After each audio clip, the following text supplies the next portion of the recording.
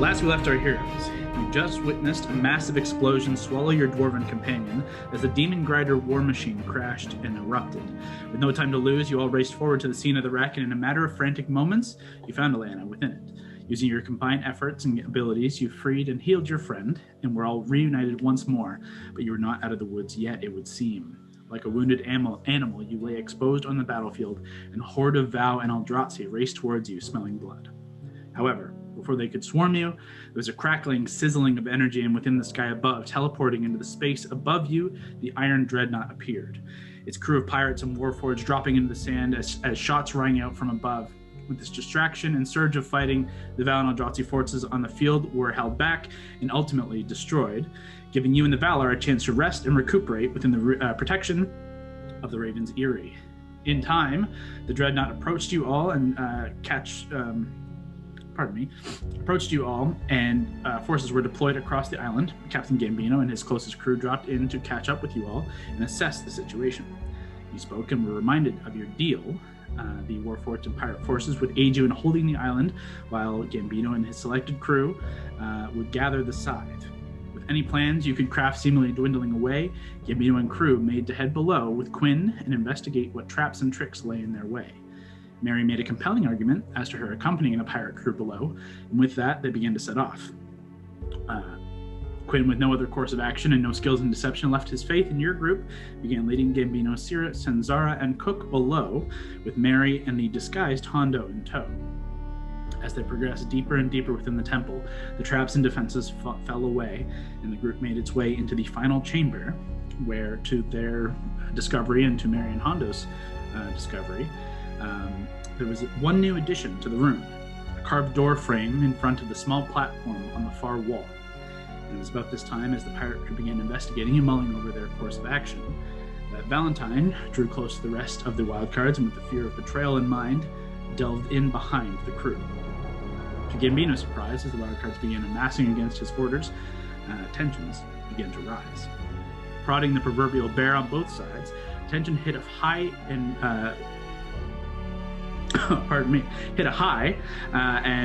between both sides as Hondo tried something foul and foolish before being thrust forward and his disguise seemingly seen through. Gambino drew his pistol and laid down the law. No more funny business, no more bullshit. Hondo took the moment then to reveal his true identity, and finally the two enemies were properly face to face. As the tension of the room threatened to snap, Hondo suggested finishing this with a duel before that building tension erupted with a gunshot. I do require everyone to roll initiative. All right, boys and girls. Session 100. Let's get it. Let's get it started. Okay. Oh! It's not great to get. But we matched. Oh! I was like, what? Well, look at this transition to the new cam. Wow. I didn't even see it. That's so cool. It's also Look very how crisp this is. Yeah, we moved our light. It worked a lot. Shouts to our fans for paying for all this gear. to this lamp that we've owned since we lived in our first apartment when we lived in Oakville. I'll go over the layout of everything in the room and who's who and where's where in just a moment. Everyone roll initiative, all good? Hondo, did you roll? I have not rolled. Hondo, I don't even know what I want to roll. Like, I have no idea. I'm like, do I want to go first? Do I want to go last? Like, I don't know. I don't know what the right play is here, guys. Also, it's worth noting that we did not talk about this at all this But I week. feel like that was the right wrong move, because I don't know if we want to metagame it. We just have to see Yeah, how it's true. Yeah. Okay. 25 to 20. Okay. Wait, I am 29. Oh! You roll H, a though. natural 20? That's good. I rolled a 19. Oh, okay. And you didn't get excited? That's big for you. 29. Holy shit. I couldn't roll a 29 if... No. I think most of us couldn't roll. Nobody 29. could. No. Attaboy. We believe you, baby. That's I awesome. believe you. I was just like, I couldn't remember if your initiative was 9 or 10. Oh. Not that a natural 20 makes a difference, but it's just kind of cool that you hit a natural, that you might have. Anyways, 20 to 15. 19. Ooh. 15. 17. 18. Wow. Guys, that's pretty everybody. good. Yeah, good job, everyone. Level 100 and Brawley following it up well. Okay, hold on. Say it all again. Oh yeah, sorry. 19 for me. Yeah. 15 for me. Lavender. 15 for Gord. Val? You kind of cut out there. What'd you say, Gord? 15? 17. Oh, okay. And then I got 18. We pretty much hit it all. Okay, so Val, Gord, Jug, That's dope. Lav. Okay, Allie. 5. Classic. Yeah. Oh. Let's did go. forget- Boom, boom. Way Great later. start. I forgot to roll for Quinn. So give me 2 seconds. So funny. It makes sense, though. It does. It was meant to happen for our 100th episode kickoff. You got to be on brand. Yeah. Yeah, Kevin rolls the highest initiative we've ever seen. I know. And Alana rolls a 5. That is very much on brand. That's it. That's Yeah. it. What the fuck is about to happen? Got everybody? 1, 2, 3, 4, 5, 6, 7, 8, 9, 10. Okay. Okay. As we kick off the initiative, the first shot that kicks the initiative off does get through. So, Honda, you still might get shot here as Gambino opens the combat by shooting you. And before I do that, let me show you specifics of the battlefield. I showed you guys a picture last time of kind of my rough sketch of it. Kind of made it look like there was more room in the room. It's a relatively small room. This is a 40 by 40 room. Stairs here, like this way, would be back up into the catacomb area on the left side of the screen. This is that kind of new archway door platform. Quinn and Sierra, Gambino over here. Val is in direct kind of communication. Mary kind of flanking behind him ever so slightly. Hondo, you were the focus over here. Gord, you're kind of hiding in this little corner here. Allie and Lav, you guys were kind of making your way to the main entrance, which was here. And Cook and Senzara are on the other side of it. And this big fuck here is the Tiny, the Warforged. I love Tiny. I don't want to be murdered by him. Well, let's see. Sucks to suck. Hondo, let's see if you get shot first. Before it happens, Kyle, you might need to move your mic because it's really quiet. That's so you because I might... just got up and Okay. like moving around. I haven't set that up yet.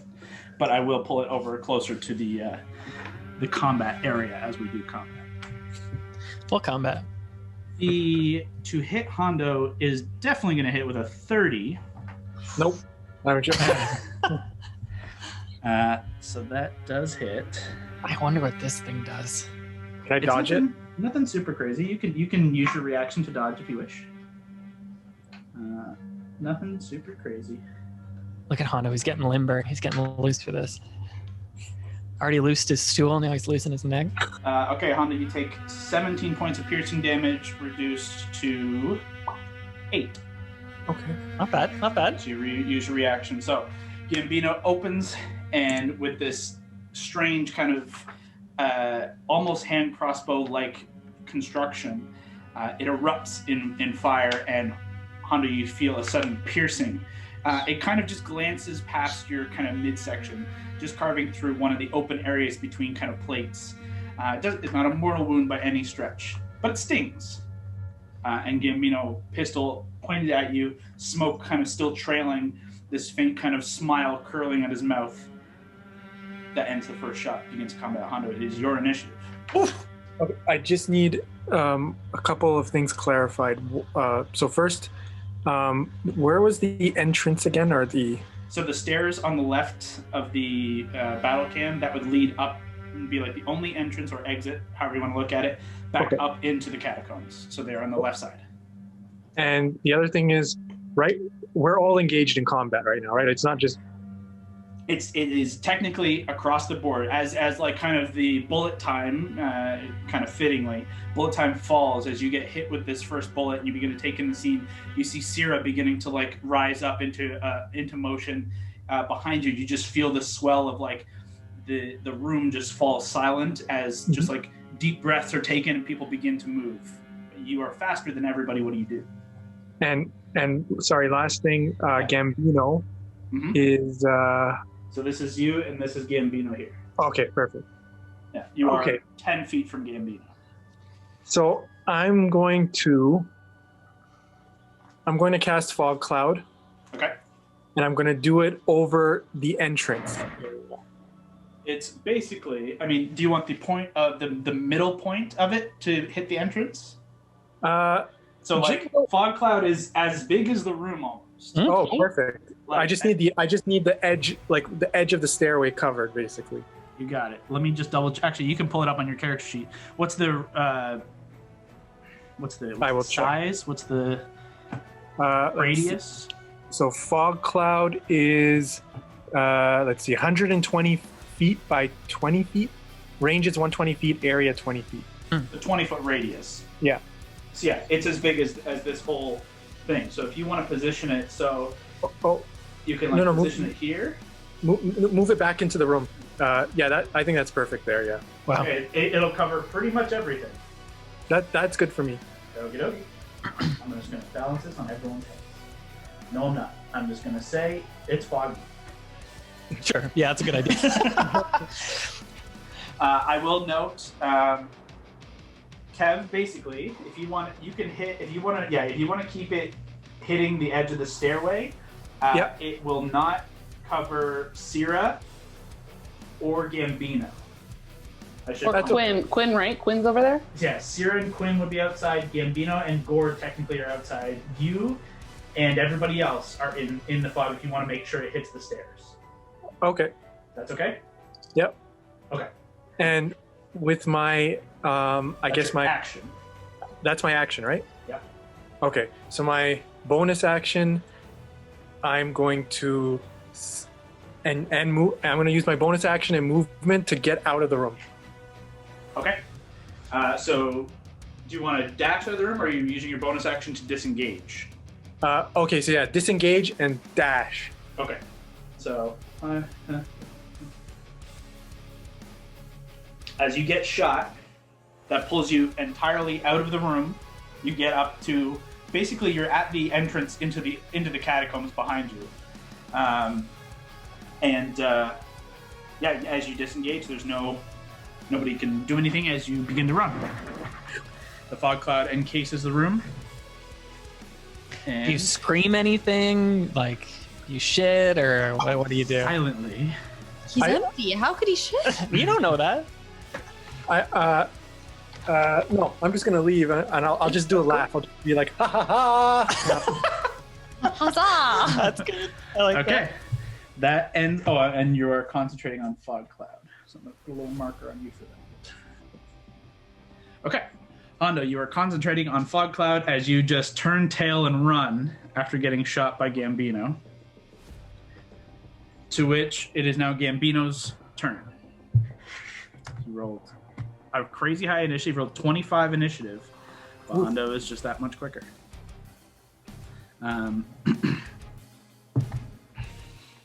As Gambino's pistol just kind of drifts smoke off it lazily, he watches the fog erupt around him, and he barely moves. Gord, at this point, you're the only one of the party who can see him directly.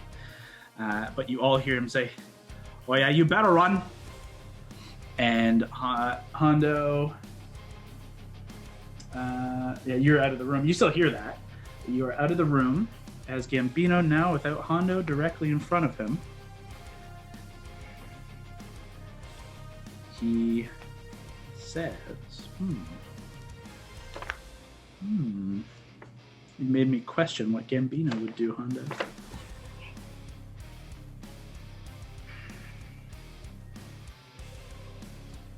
I just love that pure Hondo move. Fog cloud, Run. tackle, run. Well, I love start shit, Yeah. fog cloud, run away. Literally and figuratively. Yep. Start shit. Okay, so he says, you better run, and then he is going to disappear into the fog. And you hear him say as well, as an order, says,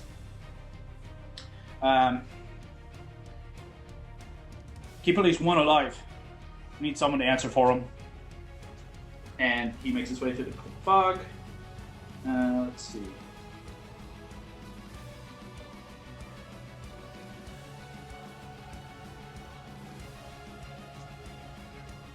Hondo, right at your back. He can just get outside the fog cloud. And he can just see you. And he's going to take 3 shots.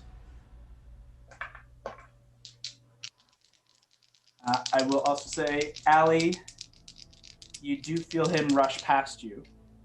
You feel you feel 2 people rush past you in this fucking immediate, just like dense, thick fog. Yeah, do I get an opportunity to like grab the smaller one? If you wish to try and you can take a strike. I would say you couldn't grapple, or you could try at disadvantage for sure because of the fog. Okay. You will have disadvantage on either attack or grapple. Okay, I will try and hit the smaller moving. Okay, roll an attack thing. at disadvantage. Okay, not bad. Okay, 13, so 23. At disadvantage? Yes. Okay. Yeah, that'll hit. Okay. Or were you trying to do grapple, or were you trying to hit him with your hammer? I was trying to hit him with my hammer. Then yes, that'll hit. Okay. Yeah, that's why it was so high. Mm-hmm. Okay. Hondo. First shot is a 25 to hit. Second shot is a 19 to hit. Was that a disadvantage for his gun? So 19. I'm 19 armor. So both hit so far, and the third shot. Oh yes, that's a 30 to hit. Oh. Allie, you can just roll damage and shout it out when you've done that. Okay. We'll do the first 2 shots, Hondo. As you dart through the fog. Do I get thunder as well with it, or no?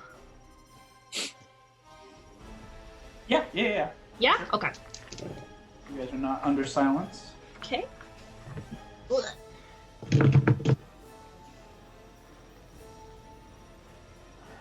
Okay. Hondo, you take 27 points of piercing damage as 2 shots slam into your back. And for good measure, all of you hear a loud just as this last shot just erupts. And Kevin, you feel this just burn on your back with this last shot as you take 8 points of piercing damage and an additional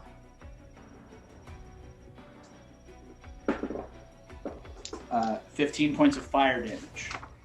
Wait, I'm resistant to fire. Did you ever with what? Frostbite, or I think it is frostbite. then you take additional 9 points of fire damage. As Gambino rushes up, and that's his action, and that's as far as he can go. Yeah, that's going to end Gambino's turn. Is it? No. Not quite yet. He's going to use his bonus action to dash. And get up right in front of you, Hondo. And we're going to have to do a little map change because you're going into this other room. Oh. So give me 2 seconds. Talk amongst yourselves. So things are happening. Oh, Kev, I also need 3 Constitution saving throws. Ooh, not looking great for our boy H right now. That's D20. Yeah. That's 1. Ooh, I don't even know if you need to make more. What's your con bonus? Con bonus is plus 3. Con save. Yeah, save is plus 3. So that Yeah, was that's not enough. at the 5. So I think 5. your concentration drops here on your fog. Which might be beneficial because we're trapped in fog, or we're trapped in fog. And you said 3 rolls, right? Well, if you fail the first one, you don't need to make the other ones. Okay. Yeah, so you're okay now. Oh boy, oh boy, oh boy! Oh, look at this map. Cool. I've built up in my head what this looks like so much, so it's cool seeing it on paper.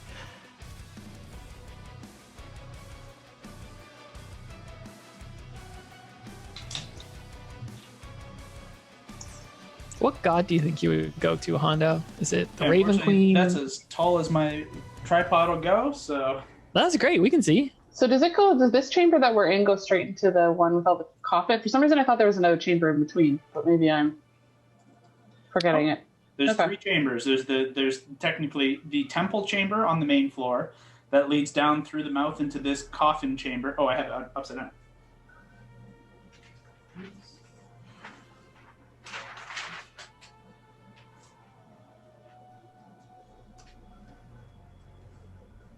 Cool.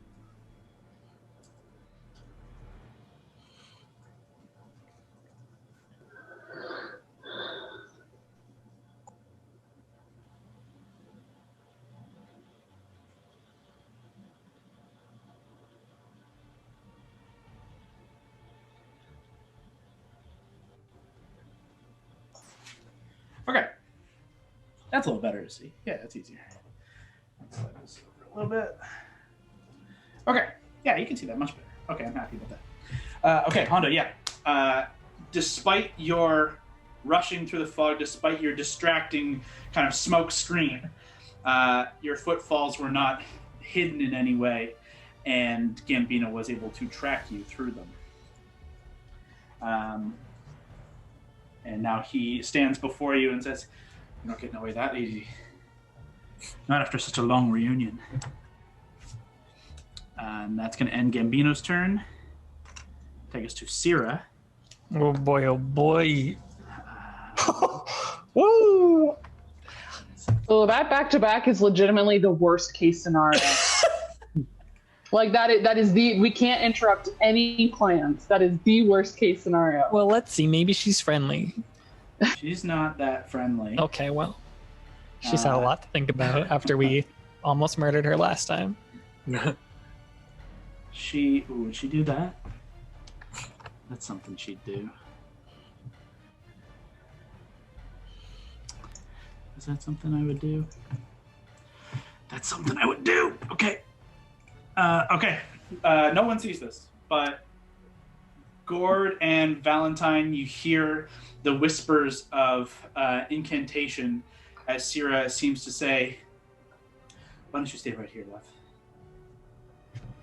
Okay. No one sees it. The fog cloud's down, Kyle. Because he. Oh, did Hondo fail his constitution? He rolled a I have 5. my headphones off, so Oh, Yes. Yeah, he rolled a 5.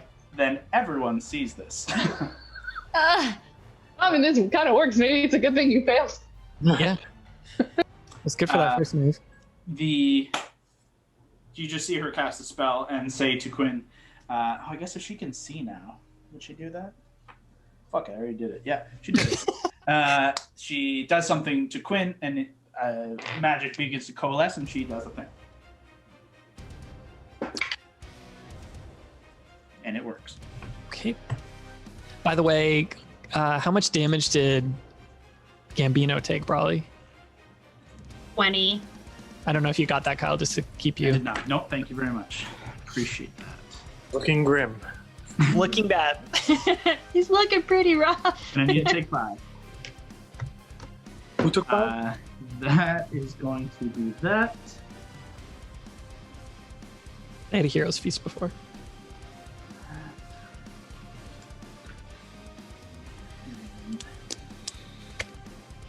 Sorry. Spells you got left there, Hondo? You got any magic up your sleeve? It's got a couple of things. Sorry, there was a lot of things that I thought were going to happen in this fight, and I did not expect Hondo running away to be the first thing to happen in this fight. That's okay. I just need... I'm trying to... Aha, Kyle. I know. Tricked again. You definitely got me on that one. Oh, there it is. Tricked by the wildcards again. That is going to... He picked the Joker. Syrah does that. This goes on him, and Syrah begins to fly. She's just flying. Her wings pop out. Just whoosh, the wings are out. is currently up in the air and just kind of hovering near this pillar over here. She's going to go straight up. Probably just could have put her on top of the pillar now I think about it, but don't worry about it. That'll end Sierra's turn. Take us to Mary.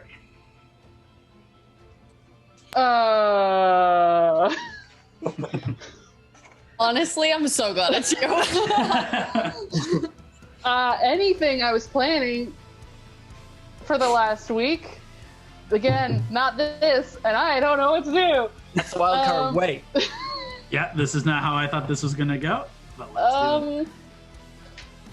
I can see everything. You can see everything now. You do not have disadvantage. Except we can't see Hondo and Gambino. You could make out the back of Hondo from... actually, not from there. Sorry. You'd have to get It's closer like to the up stairs. to, right? Yeah. It's like a proper stairway, so... You could see, like, to, like, the bottom stair, maybe up to this stair. You'd see their legs. But they are now up and off the edge of the stairs. Sorry, guys. I'm thinking. It's okay. It's all good. I just took way too long on 2 of my turns. Don't worry about it. I would 100%. You like, let's mic off. I've got to ask you some questions. Okay. Oh, fuck. I don't want to waste my turn, but, like, I don't want to. Anything you do is not going to be a waste. Yeah. Unless you do nothing. Unless you do nothing, in which case that is technically... Unless you literally waste it. Valentine, you are on deck. Got it. Okay. Always helpful. I have one thing prepared. We'll see what happens. Yeah, man, I don't know why. Like, it is a very Hondo move, but I didn't predict the Fog Cloud run strat. The Well Fog done, Cloud and Hondo. Run strat took me by surprise. Okay. You could delay it, like hold an action. I don't know. Yeah, but okay. Potentially, yes, I could. But if you hold an aggressive action, it looks aggressive, which could go against what we're trying to do, right? Like Yes. me just talking out loud. If I say I hold an attack, if someone else attacks, that means my bow's out, right? Which obviously looks aggressive, and then that's not going to aid. He anything did else. run away and say, "Leave one of them alive." Yeah, I don't know what's going on. So that's pretty scary. Just as in Yeah. terms of like, if they threatened us, we could look threatening too. But yeah, Okay. Can I try to first use my bonus action to fucking take a look around and just try to get an idea of if there's... I don't even know the right thing to say. I just want to get a good look at, like, Sierra and see if I can try to piece together... Oh, fuck, I don't even know how to say it. Maybe it's not even worth doing that. Yeah. are you gauging? Is she about to murder us? I mean, she is. She hates us, so that's what I mean. It's not really worth it. Of Yeah. course she's going to want to murder us. That's probably not even thing, and everyone else is just going to listen to Gambino. Okay, Yeah. fine. I'm just going to call out... This is so stupid. I love it. No, it's not good. I'll be like, what the fuck? Yeah. That's good. Like, That's good. guys, there are bigger problems, whatever the fuck this pissing contest is. Can we just deal with what's outside before anyone here decides to... Everyone just calm the fuck down. She's Great move. not Great having move. it. Great move. Yeah, just looking around and trying to gauge any kind of reaction. Well, it's going to cost you your action to do... I know what's going to cost me my action. Yeah. Do you want it to be an intimidation? You are trying to get people to stand down, intimidating, like using your force? Or are you trying to persuade them to see the bigger picture? Which do you want to go with? Go for the higher one. There is no hierarchy. I will say, like, I'll use the variant rule of if you want to use intimidation, you can use strength. Love it. Helpful. I mean, like, I'm not trying to scare people. They're not going to be scared of me. Then use persuasion. Oh, God. Okay. Intimidate Roll them with persuasion check. your power of character. Oh, I rolled a 15, so it's 16 total. Okay, great. Mary. Persuasion 16. And can I just try to use my... Okay, I'll use my bonus action, whatever it's called, the Eye for Detail, just to try to... Like, I know you said the ceiling is all kind of wonky, like it just disappears into nothingness. I don't know how high Sierra got, but I was going to see if she got high enough to interact with whatever that darkness was and just try to keep a look to see if there could be anything else up there. Yeah, I should, just for my own sanity. Each of these blocks is 10 feet. And I have too many blocks on there. Because she did not go up to touch the ceiling, but she is just beneath. She's just beneath. If you want to see if there's any interaction between her and the ceiling, you can use your perception. Yeah, that's what I was thinking. Good. I rolled an 18. That's better than my thing I actually cared about. So that is 24 total. As you watch Sierra, like these wings, these kind of almost spectral black, like leathery type wings, kind of form out of her back, and she begins to rise up almost effortlessly. The top of her, top of like her horn and like the clothing and the top of the wings, they do brush up and then disappear into this kind of black ceiling, and it is like it like disturbs it ever so slightly, like a fog or a smoke. Okay, so it's not like it just disappears into shadow. It looks like there's like some kind of it's almost like barrier, shadow. Almost. Not even barrier. It's like the black is smoke or shadow. Okay. Does that make sense? Yeah. I just wasn't sure if it like fades into darkness because there's no light and there's something preventing light from getting in there, or if there's a thing. So that's helpful. Kind of thing. Thank you. And are you going to stay there? I might take a few steps towards Quinn. Okay.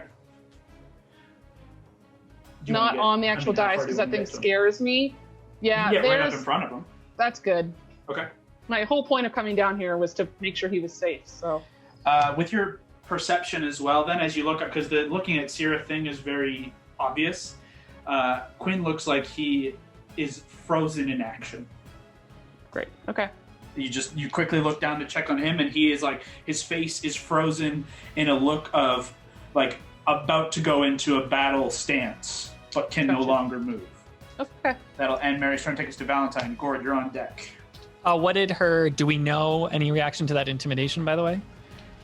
As of yet, there seems to be no change. Sierra still looks like is looking kind of wildly and angrily out at the whole scene, kind of taking. Yeah, we're never going to change her mind. All she ever wants is both of us. Yeah. Using your passive perception, if you take a glance around, you don't know what Gambino's reaction is, and Senzara, Tiny, and Cook thus far seem to have no reaction.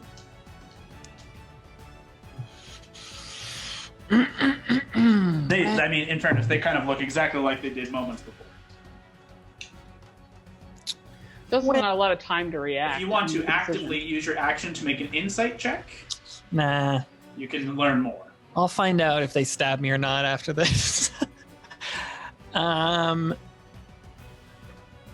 Is it too early for this kind of shit? All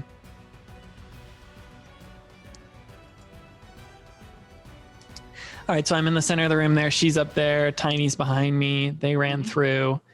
There's fog for a second, and then it dissipated.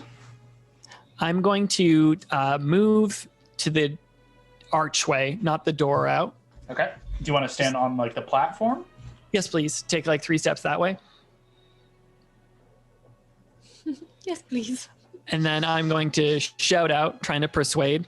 Mm-hmm. Hopefully Gambino can hear. I don't know what the fuck Hondo is doing here, but our deal is still on.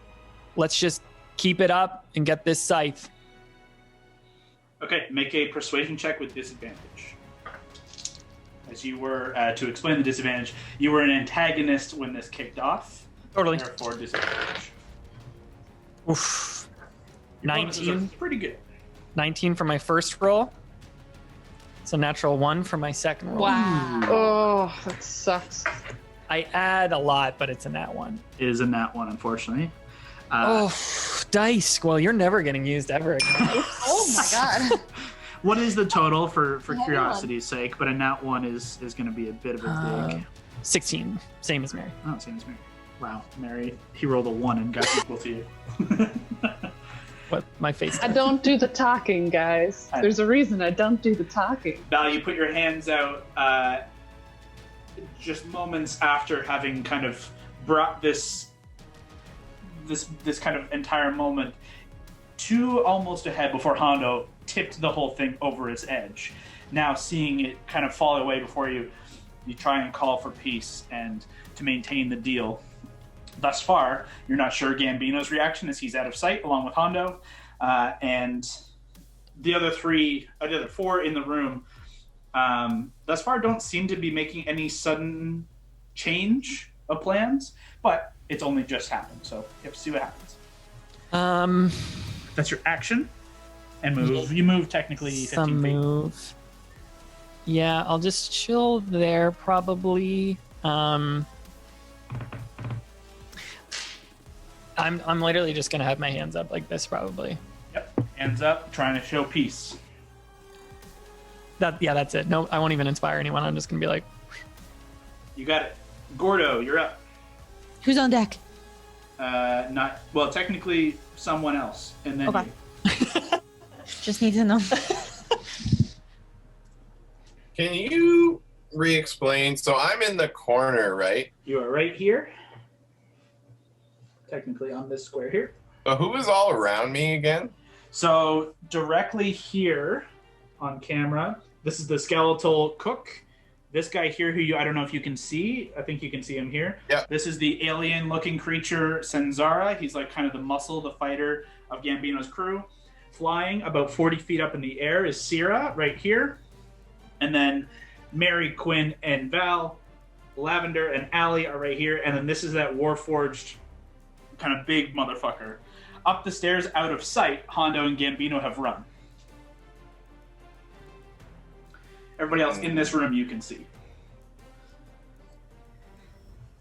and then just for context, she flew up. Mary said, "What the fuck's going on?" I was like, "Holy shit!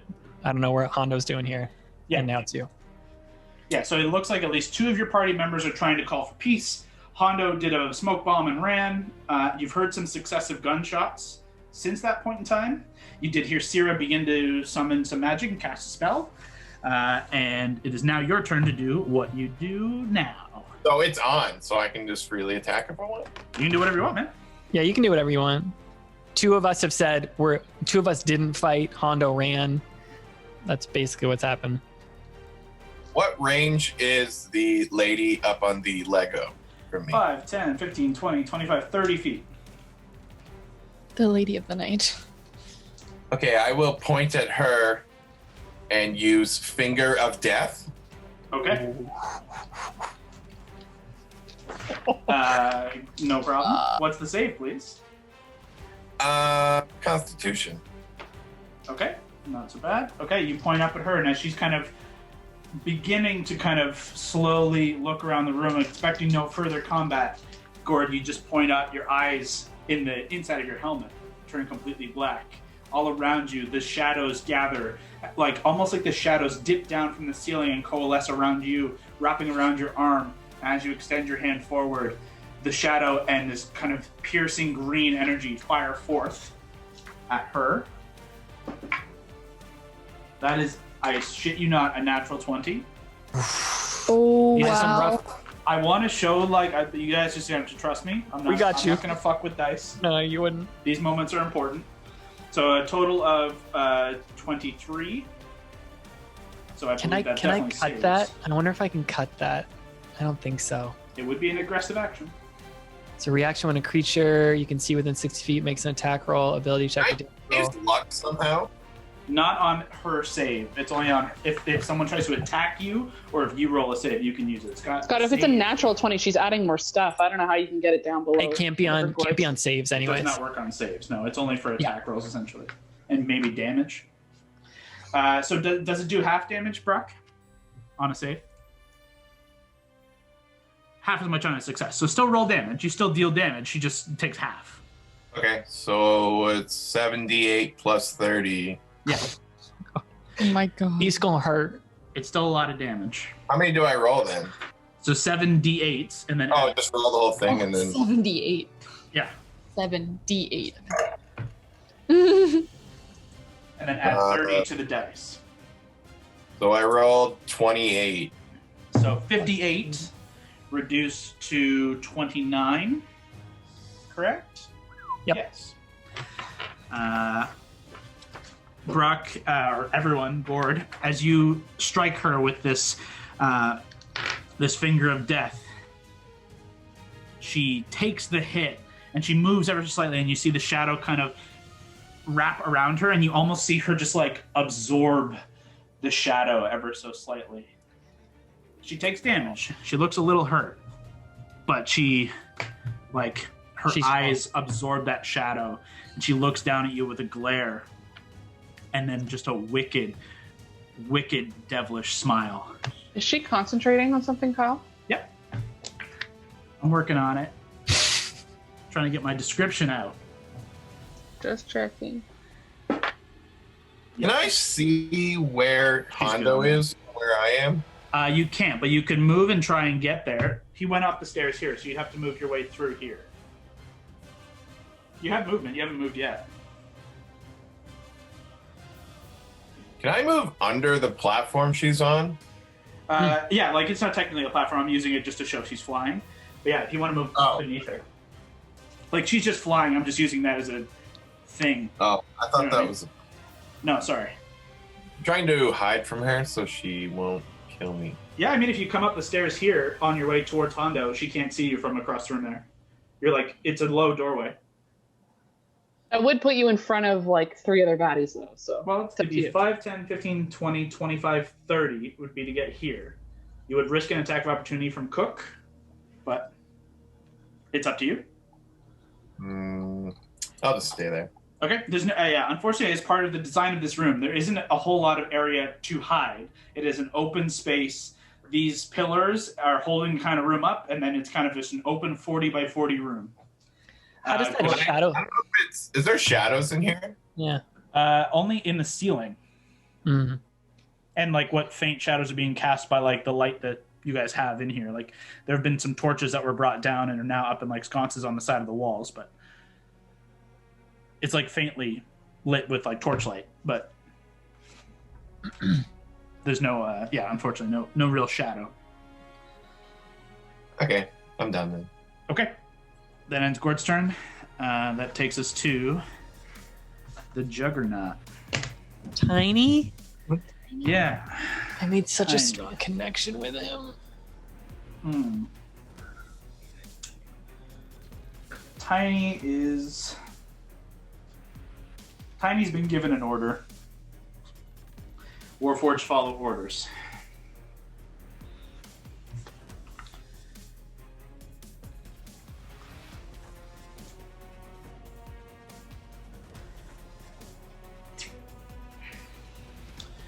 Allie and Lavender, you feel Tiny begin to move, and as he's kind of already engaged in your guys' space, he turns, and the two of you just feel this growing presence as it's just right behind you. And as you just look over your shoulders, you watch his hand extend towards you, and the hand disappear within like the wrist of the arm. And you just see this large barrel as it just fires out at both of you. Need both of you to make dexterity saving throws.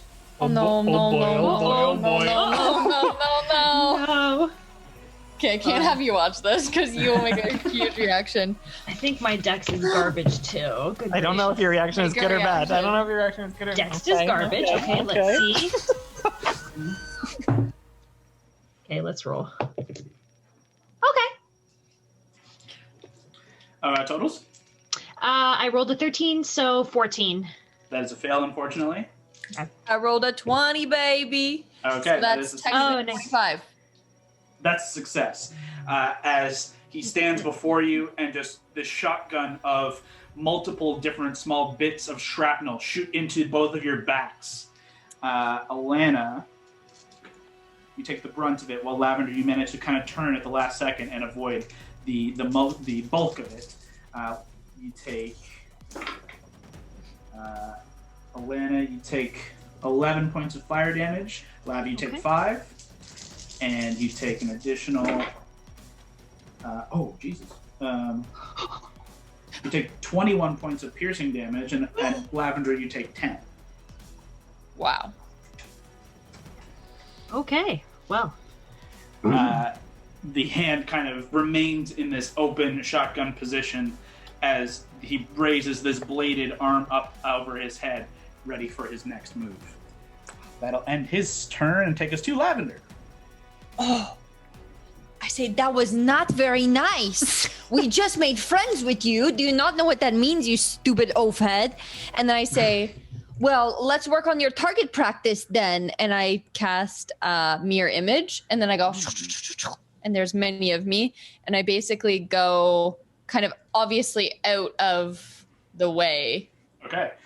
First things first. Wild magic search.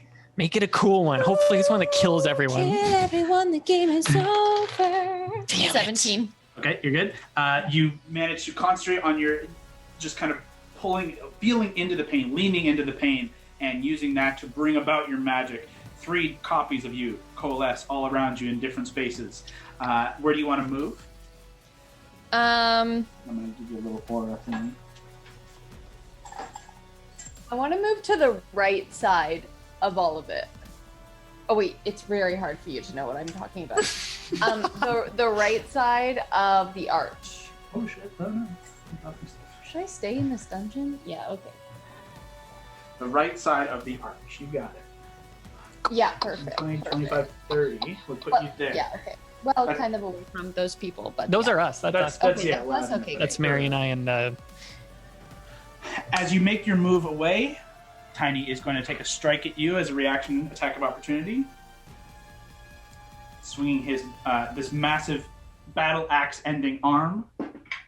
does the duplicate he has to roll a d4? How does it work? I forget. So it's if I hit, Lavender rolls to see if it hits her or if it hits one of her duplicates. As she has more, it would be to roll above a certain number or below a certain number. I forget how it works. Regardless, I only rolled an 11 to hit.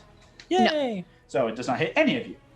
And then I'm walking away like, what a stupid, oh, stupid. And then all my lavenders are like, stupid, oh, stupid. That they do.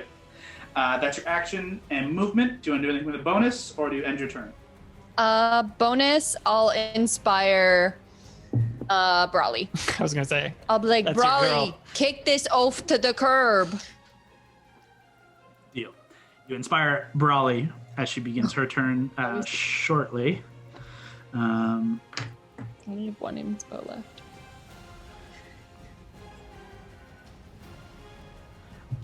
And that takes us to Quinn. Is he free? Quinn, as Valentine and Mary, you guys get up to beside Quinn. He is frozen in place in this weird, like about to run, about to move, about to attack, and he's just kind of locked in place. His entire muscles, everything, like the tendons are locked in place.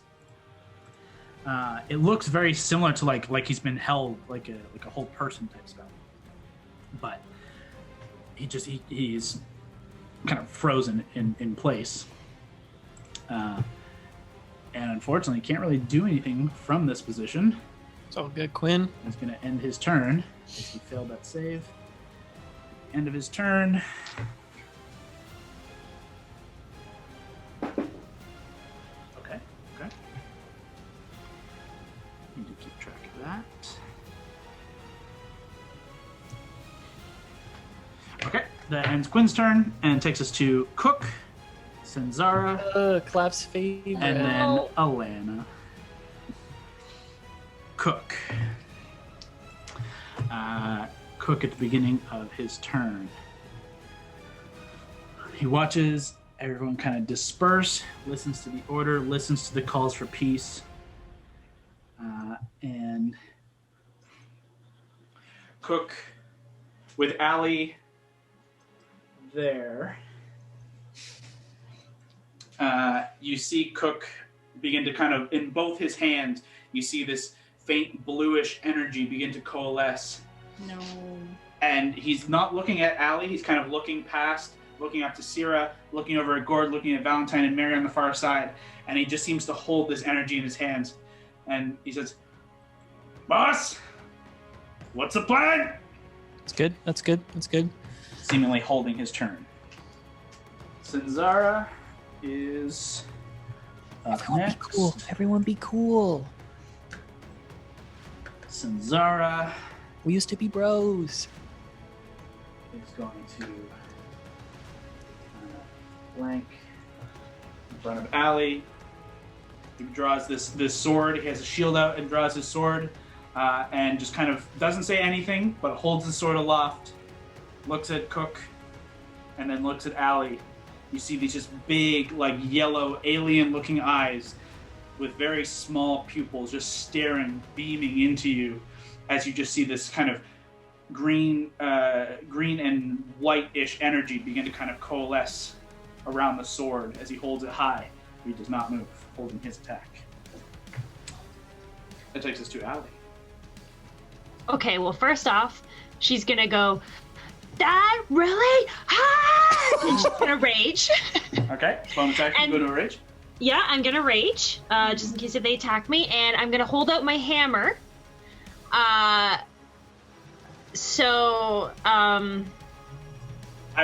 Before we continue, how many rages do you have left? I just locked one. I have 2 after this, because I have 4 now, and I used one the last game. I think you've used 2. I used 1 in the game previous, and then another. It's all the same day, right? I think you have 2 left.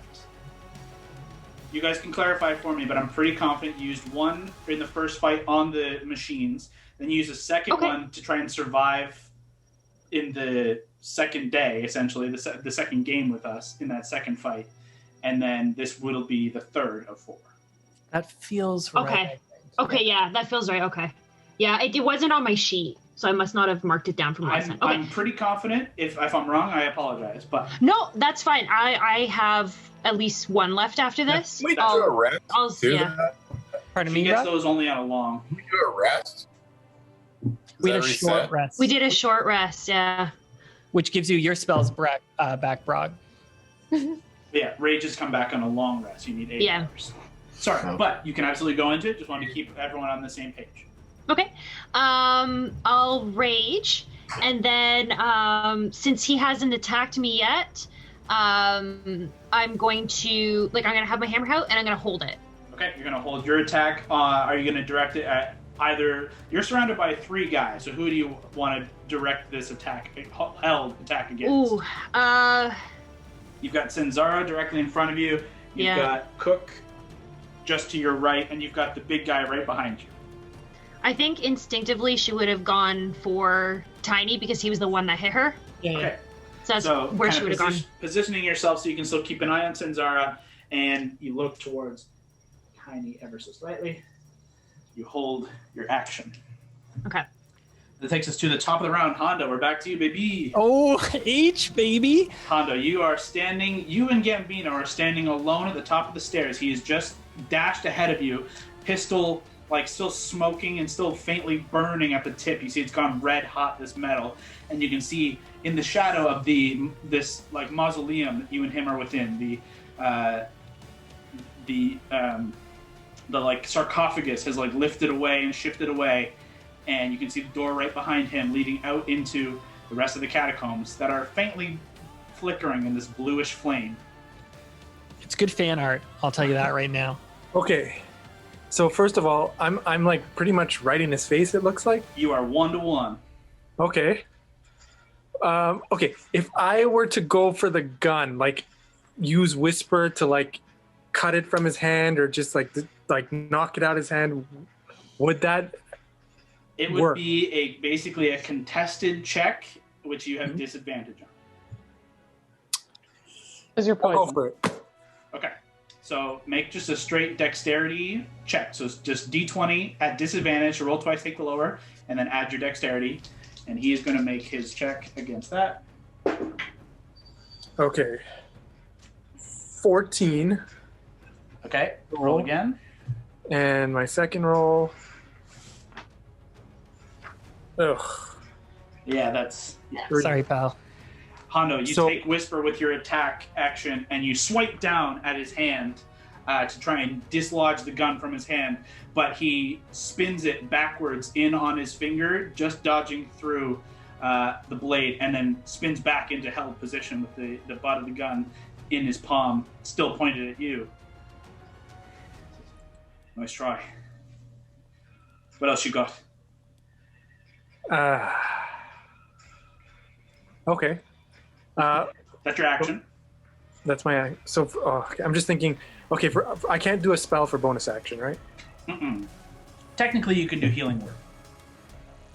That's. It's not going to help you in what you were thinking about doing here. I don't think so. But it is Bonus. technically. You can bonus disengage and you still have all your movement, just giving That's you true. options. You can bonus disengage. You can bonus dash. You can bonus hide. However, that's not going to help you here. Did that thing count as an attack? Like, could he use his bonus to attack again? Yeah, in theory, but I would not allow a secondary strike to be like a disarming attack. It would be a regular attack with frostbite or with a regular dagger or something. Yeah, it couldn't be whisper, so you couldn't do any crazy stuff with that. It would be a regular strike. And I can see in the hallway, right? I can hallway. See. So yeah, you can see over him into basically. Unfortunately, just the way there's a door here. These are tall walls, right? You guys are in a mausoleum, so you can see kind of just out this way. See what I'm saying? It's think you guys are in an enclosed structure. Okay. So I couldn't I wouldn't be able to go in and hide behind one of these. I mean, in theory, you could, but you'd have to use your bonus action to hide, and you have to get away from him and get far enough away that you could get somewhere that you could hide.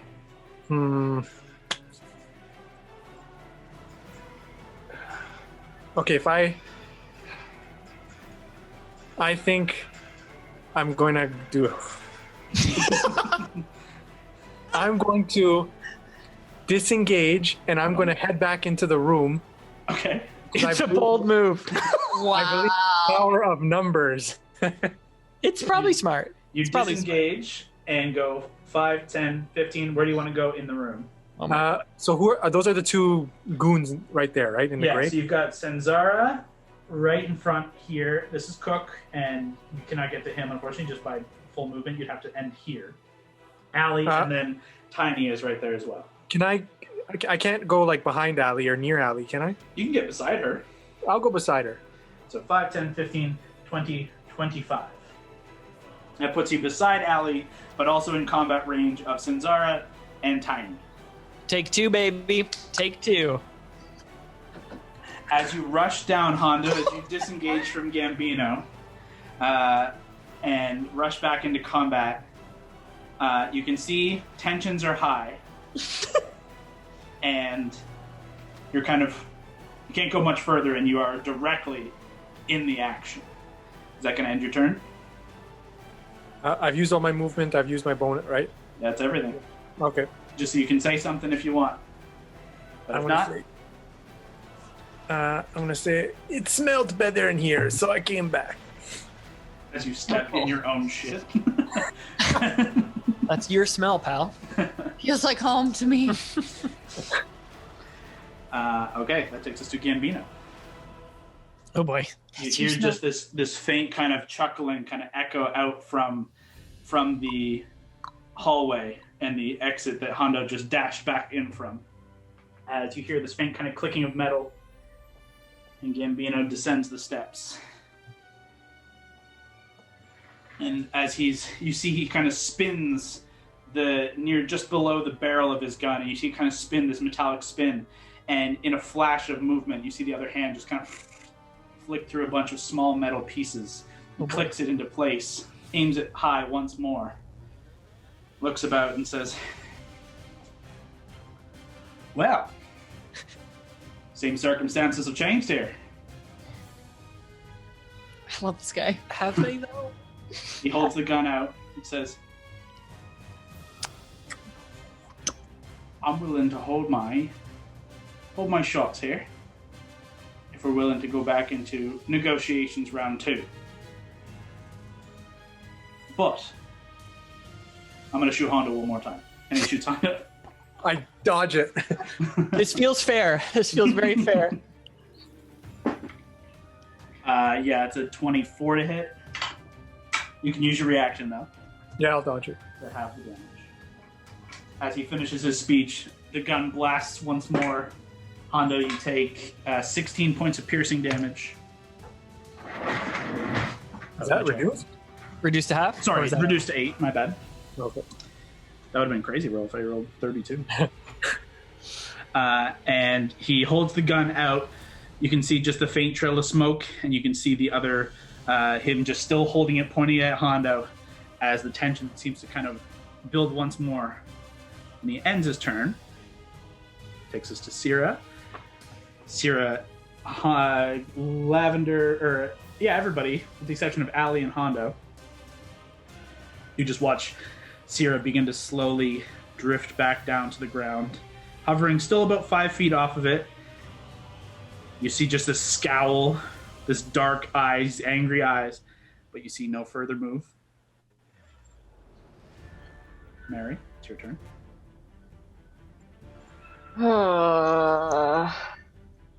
I still haven't drawn any weapons. They're all gone still. I'm gonna use my action, to insight check him. Mm-hmm. To see if he actually means it. I did not roll good.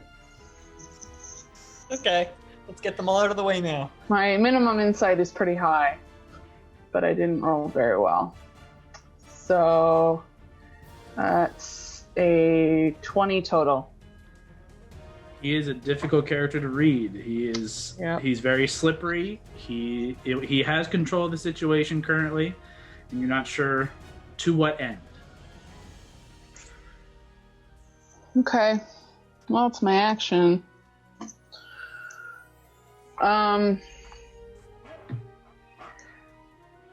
I will just put myself between Syrah and Quinn. Nice. Okay. Because I'm already kind of near there. Mm-hmm. And Syrah technically dropped down now. Yeah. And I mean, like, I can't use my action to persuade or anything like that. You used your action to incite. Yep. Gambino. You And I can don't still just talk. Yeah, I mean, essentially just... There's a hell of a lot more enemies on the other side of that wall. Don't need to make any more in here. That's it. Okay. Val. Gord. Listen, nothing's changed on our end. Mary's right. There's more enemies out there. Who knows what this third challenge that Quinn's talking about happens there. I'm all in favor. Listen, sorry for provoking you. If you guys want this room, I'll gladly go upstairs. I just don't want that robot to hit me. Make another persuasion check. Straight roll. Better. 20 total, but not that. Okay. Yeah. That is your action to try and de-escalate the situation. No bonus. Yeah, that's it. I'll just keep my hands up. Yep. Hands up. Situation slowly devolving.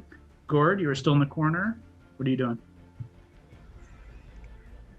I'm just gonna stay in the corner. I'm just chilling.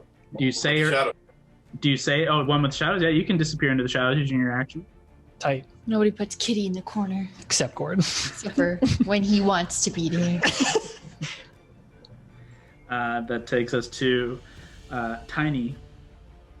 Allie, you feel, and as you kind of turn to look at him, his hand just and reverts to a metallic arm as we devolve from combat. My God, he's back. That was the coolest transition I've ever seen. The camera looks pretty good with the extra lighting on it. Not bad. You were concerned that it was still going to be dark and shitty, but... Stay in the moment. Stay in the moment. Oh my God, he's back. It turned out pretty well. With the tension slowly dropping away, or replaced with a new sort of tension. That's you. Gambino steps one step further into the room and kind of still not dropping his pistol, still aiming the pistol at Hondo. Still eyeing Hondo up and down. He's just like, He says, well, as I said, it was a hell of a reunion. And exactly what I would expect from a cowardly piece of shit like you, Hondo. Imagine if they were best friends. Now, as for the rest of you, seems the circumstances of our deal have changed. Thus, new negotiation is needed. Now, I was under the impression you would be the upstanding ones in this deal. You would stand by your side. Some of you are only alive because of this deal. Should it fall apart, I won't be held responsible for what my crew would do to you. But we're back at the table. What say you? Happily back at the table. I don't want any crews fighting. I just want to get through this night and make sure those assholes outside don't get that scythe. That's my only goal here. And, well, I'd like us all to live too, but it's looking pretty grim. Sure, only the assholes in here are going to get that scythe. That's right. So, hope we can reach a mutually beneficial deal once more. Please. It'd be cool if that tiny guy turned his cannon on somebody else. I'm just saying. It's okay, Lef. That was a little bit hasty. It's okay, Lef. He was following orders. We get it. Tiny, more like stupid. You should listen to your half-elf friend here. He knows what's up. That's a very loose word, friend. We're not that close, but let's keep talking. That's fair. My presumption. My apologies. Yeah, well, when you assume. That's right. As you've shown yourselves untrustworthy thus far, I think I'll be setting the terms. Please. We want that scythe. You don't want the vow to get it. You don't want it for yourselves either. From what we've heard, really fuck you up if not handled by the right hands. So it goes with us. For the benefit of these poor people and to stick it to the vow. The big thing your group has to understand, you have to remember, you need me and mine more than I need any of you. Sure, we want the prize at the end of this path. You need to keep it out of their hands more than we want it. Understood? Agreed. Oh, great. So, kind of gestures with his hand out to you. Collectively. I think he wants you to say something, Valentine. I was getting that. He definitely doesn't want Hondo to say it. I think Hondo said enough. You still see the pistol is faintly pointed at Hondo. Just Yeah, like, what is Hondo doing right now? That's my question. How is he reacting? I'm staring him down like a western, you know, like when a guy has shit himself and run away twice, but is trying to hold on to any dignity he has left. The smoke is now kind of drifted away from the end of the pistol, and it's not pointed at your head, but it is loosely pointed in your direction. It seems to kind of wobble ever so slightly with with Gambino's swagger and every kind of word. It kind of jolts a little bit as he seems to want to talk with his hands, but is currently gesturing a deadly weapon. And just to read the situation right, this gesture was like, now let's renegotiate, or like, hey, all right. So it seemed. Okay. So it seemed. He looks at the rest. He kind of looks across the group with the exception of Hondo expectantly. You see Allie, you watch as like Tiny, he kind of reverts to just kind of a standard robot construct, just kind of standing arms apart. Cook and Sen both lower their hands and weaponry, and you see the kind of glowing of magic dissipate.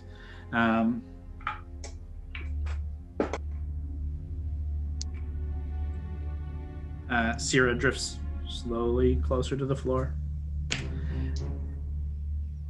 Well, happy to renegotiate. Might have to present you with some options, and you just let us know. Val and Mary, you notice Quinn is still kind of frozen in place. You almost notice like a ashen texture to him. That doesn't look good. Can I?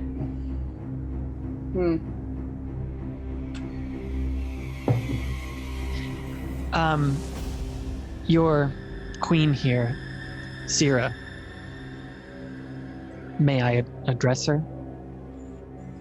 She's her own woman, mate. Great. Sierra, do you care about the dealings in hell between the different layers and what different devils are after? kind of cocks her head, intrigued, lowers herself to the floor, but like just so that like the tips of her feet are just kind of gingerly kind of dancing across the floor, but still keeping herself slightly aloft. She drifts past Mary with kind of a scowl and drifts a little closer to you. If she wasn't drifting, I would debate putting my foot out to she trip, and then I realized that she tripped over it, so it didn't matter. Please don't. She looks you up and down, and like keeping herself high enough that she's kind of still looking down at you, and says, I do my part, yes. Why? And when she's flying, does she have her wings out? Like it's kind of... The wings are out, but they're less like flappy wings. It's like a spectral form, but she's flying with none, with like grace, like as if she's hovering, like flying like Superman, Wonder Woman. They're just kind of flying. Like the fly spell. Precisely. Have you heard of, and I promise this does relate to hell, you've heard of Carval? She does cock her head a little bit and says, the name has passed my ears, yes. We had an unfortunate run-in with him, but we managed to defeat him, at least temporarily, and raid his vault in the abyss. And he'd made certain deals that he did not want public with the Nine Hells. And we managed to get a copy of a particular deal he made. I don't know if that would interest you, but knowledge seems to be something that would perk your interest. She kind of cocks her head and looks towards Gambino with kind of a wry little look, and looks back and says, new knowledge is yes. Great, cool. Unfortunately, Carval's dealings are something we are previously aware of. Is she lying? Insight check. Good one. It's better than last one. It's only 24. Still not great. Syrah is more difficult to read than your typical person. However, she does not appear to be lying in this case. She does not appear to be putting on any affectation to her words or her voice. It seems to be a truthful statement. I have a quick question, Kyle. Mm-hmm. When we, I know this isn't going to be a huge bargaining chip. When we beat the shit out of that dragon, there was a horde we could not take with us because it was way too big, right? There was like a small section that you were forced to leave behind as a result of like just the carrying capacity you had left, but you still took quite a bit. Okay. There's not a significant amount. Yeah, okay. I mean, to some people it would be, but to people like yourselves or these people, not so much. Okay. I'll look over to Gambino and just say, that's a hell of a weapon you got there. Interesting to see it in action. Well, thank you. It's, I've come quite close to it, yes. How long have you had it? Is that really pertinent to the discussion we're having here? Could be. Because you think we know where it came from. Well, bully for you. I know where it came from too. Now I have it, so what the fuck does that matter? What I care about right now is what's happening here. So get to your point. My point is the people who made that for you, or got it made for you, are no strangers to us and no friends of ours in the most extreme way. They also tend to be a hell of them on the other side of those walls. You, from what we've found, seems like you're not their friend either. You could say that again. I don't know about you all, and I don't know if you have any plans in terms of dealings with them in the future, or how much information you have about their goings-on, but that's something we could potentially present as well. Information you have about their goings-on? Locations, names, people, what they specialize in, top brass. Make a persuasion check. This is your specialty, Mary. Come It's one thing I actually do know about, guys. Okay, that's a 17, so it's 18 total. I can't believe you had one persuasion. I do end up trying to talk to people a lot. It just doesn't really Yeah. Well, She's always like insight. I had to have some kind of dump stack, guys. Not this one. Gambino kind of spins the pistol and slides it into its holster at his side. Kind of gives Hondo a look, and then looks back at Mary, and Valentine's still over towards the front of the far side of the room, and says, well, that is information I would be most curious to hear about, for sure. That's a piece. If I may add to that, Please. I'll take out a vial, the explosive, very delicately. Just show it. Your dreadnought, damn, can definitely do some damage.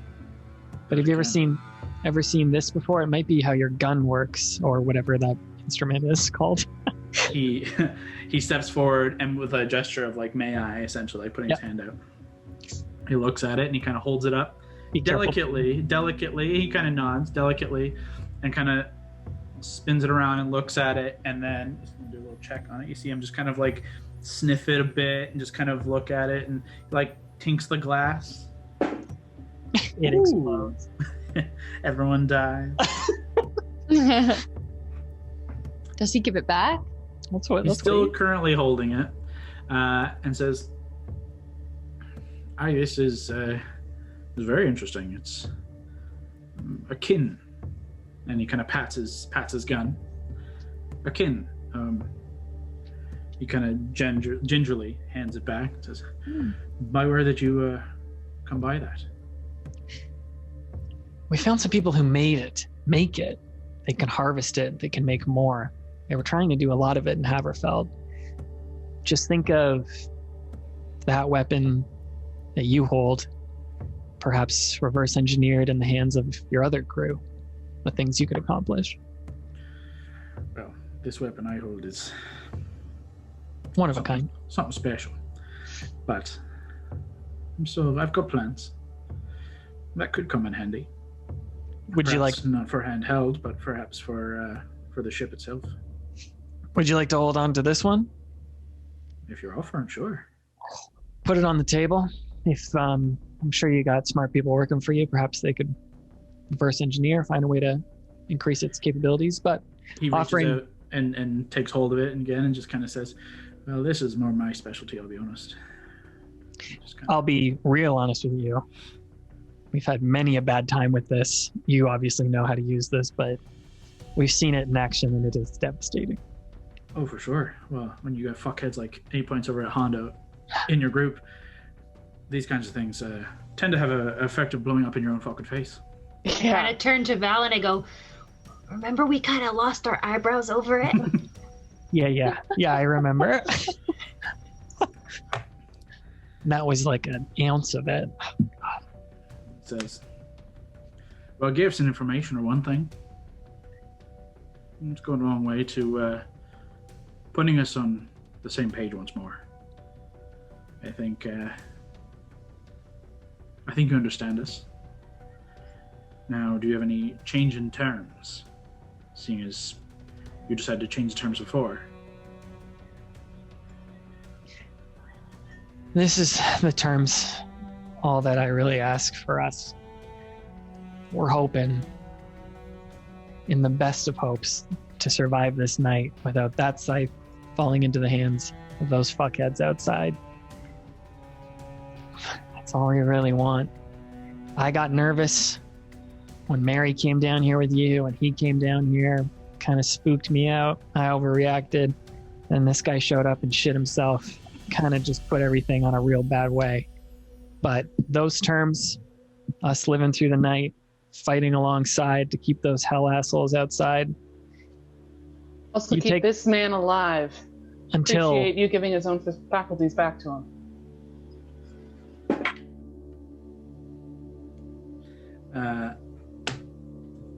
You both now kind of turn back to Quinn, and you see like that ashen texture has almost fully overtaken him. His lower body is turning rapidly to stone. We need his life for the scythe thing. Kind of looks over at Quinn and says, I mean, how really important is he? He's the one who knows Kind how of to the do whole it. point of it. Yeah. And then he gets the scythe to appear. He's kind of... You could do that after, maybe, but we really need him alive for this. You could do that after. As a show of good faith, Sarah, please. Jesus. She just scowls, rolls her eyes, and you watch Quinn just like, ugh, ugh, ugh. My lunch Yeah, is- that happened to me, man. It sucks. Don't worry. You'll be fine with it. Not yet, pal. Not yet. He kind of quiet nod of his head. Just, Gambino's like takes like a small bow, like happy. Very, very pleased. Right. So the big thing in terms of terms is none of us want the guys out there to end up in here. Now, I don't know how familiar you are with the recent capabilities of that team. Obviously, there's hordes of all sorts of armies out there. There's Eldrazi. There's some other force we're not completely aware of or familiar with, but they look like they know what the fuck they're doing in terms of carving holes into things. But the big concern is going to be the 3 harbingers that remain. Now, even in just the short time we've been working with them, they've gained some items and they've gained some things that have given them immense power that has only grown in the very recent month or so. Now, we have held our own against them recently, but they continue to grow stronger. We can hold our own as much as we can as our group, but if they get past us early and you are all down here, you are fucked. Because as much as you seem capable, they are more so. As much as we are capable, they are more so. And there's going to be no way that we can guarantee none of them get down here and capture this little room for their own unless all of us are on the same page and all of us are working towards the same goal. It's very eloquently said. I think, in part, I agree. The only part I have issue with is I could fuck Raymond up. You be sure of that. I could fuck his ass all day. He's dead to me. But I understand your point. They're stronger. Raymond is not the same man he was a few weeks ago. Let's let the man continue there. I understand. He's grown more powerful. They have items of interesting power and value. I understand their purpose. But you're not wrong. Together, we're far stronger. Apart, they can pick us off.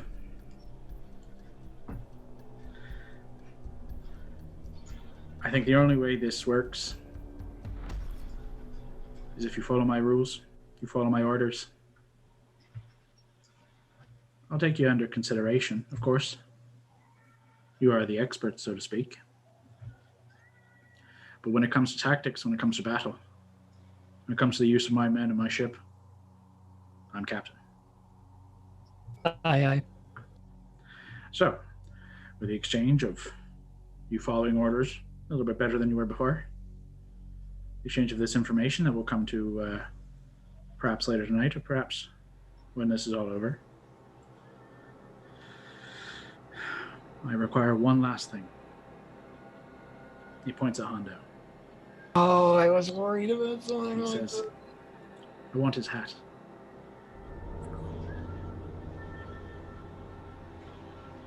Kind of looks at Hondo expectantly.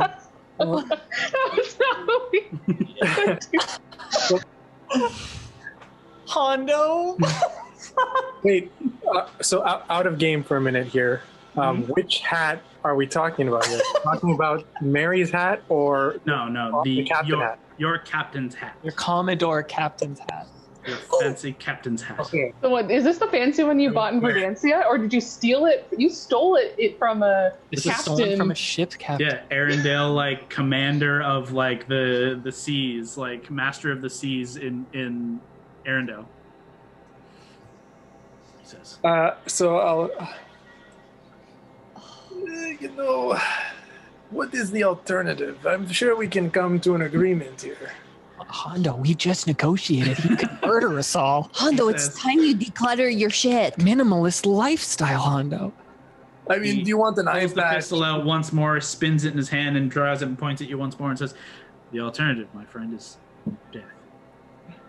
Hondo, I will buy you the nicest fucking hat in the world.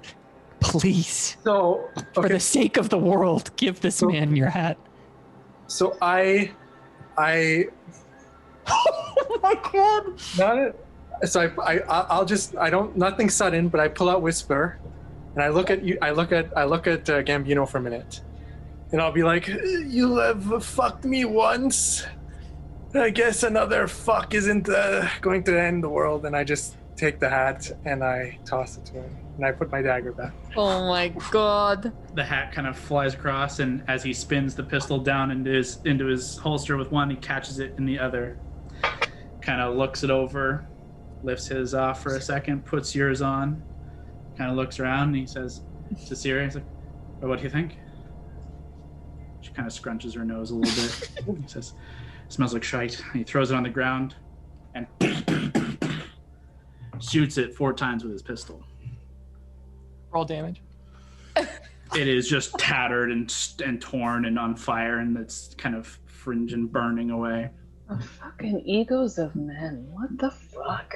He puts his back on and says, turns to Honda one more time and says, "Well, just remember, third fucking's the best.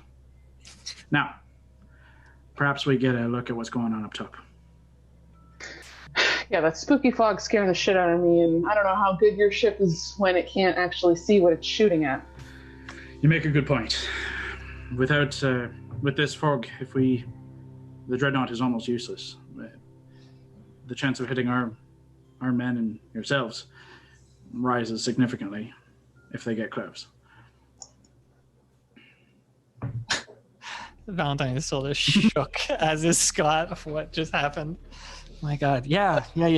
Okay, let's go up top and just see what we can see. Let's get, even in this fog, see if we can hear something or try and get wind of their forces. Oh my God. He puts his hand up one last time and says,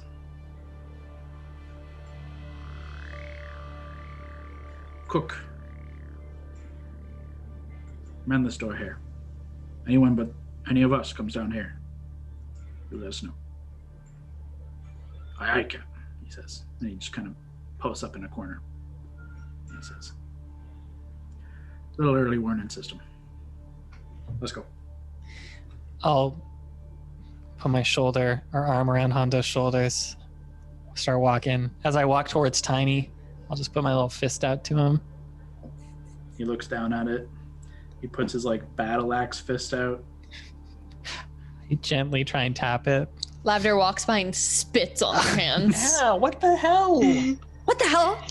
What the hell do you? Don't touch me. Everyone begins to make their way back up through the catacombs into the temple. And you can see the fog is already beginning to kind of make its way, pushing into the temple. And as you make your way up the last steps into the temple, the pews and the steps and everything within the temple are already beginning to kind of shroud in a low fog that kind of creeps across the floor. It's cold. It's creepy. You can see some of the Valar are kind of hunkered in there, positioning themselves as everyone begins to kind of make their way back up top. The sun on the horizon is dipping lower and lower. You can barely see it at this point, though you can see a faint light on the horizon, but it has severely dimmed in the time you've been below. You note that the fog itself leaves maybe 20 feet of vision before it's just opaque. Gambino says, "Hold tight here. We're going to check in and see if they've seen or heard anything. But keep your wits about you. These fucks will attack from the shadows." We'll cover probably this door up to the catacombs, or this door down to the catacombs. Understood. And he kind of slips out into the fog with Sierra. Ensign. I'll let out a very long breath that I've been holding for the last 10 minutes. Holy fuck. Hondo, I just want to thank you personally for giving up your hat to save all of Vesaria. I didn't know your head was that shape. You never seen him without his hat on? No, I don't think so. Even when I draw him nude, he always keeps the hat on. What did you just say? Hondo? No, I needed I needed a poster made, for the lady fans. So I got a sketch. Are you having merch made? I have. It's like my business card, Branding is very important. I tried to heal it with mending, but Heal what with mending? there was a lot of holes in that thing, and it was on fire. What are you specifically talking about? Had holes in it and it had been on fire that needed mending? Oh, I was still talking about the hat. Oof. Okay. Lavender's gonna have a full boudoir calendar of Hondo at the end of this campaign. Hondo, one tip about getting ladies and merch and that kind of stuff. Probably not a good idea to shit in front of them. Ladies don't usually like that kind of thing. I apologize. I was just trying to get you an opening out, but apparently, It worked well. it didn't.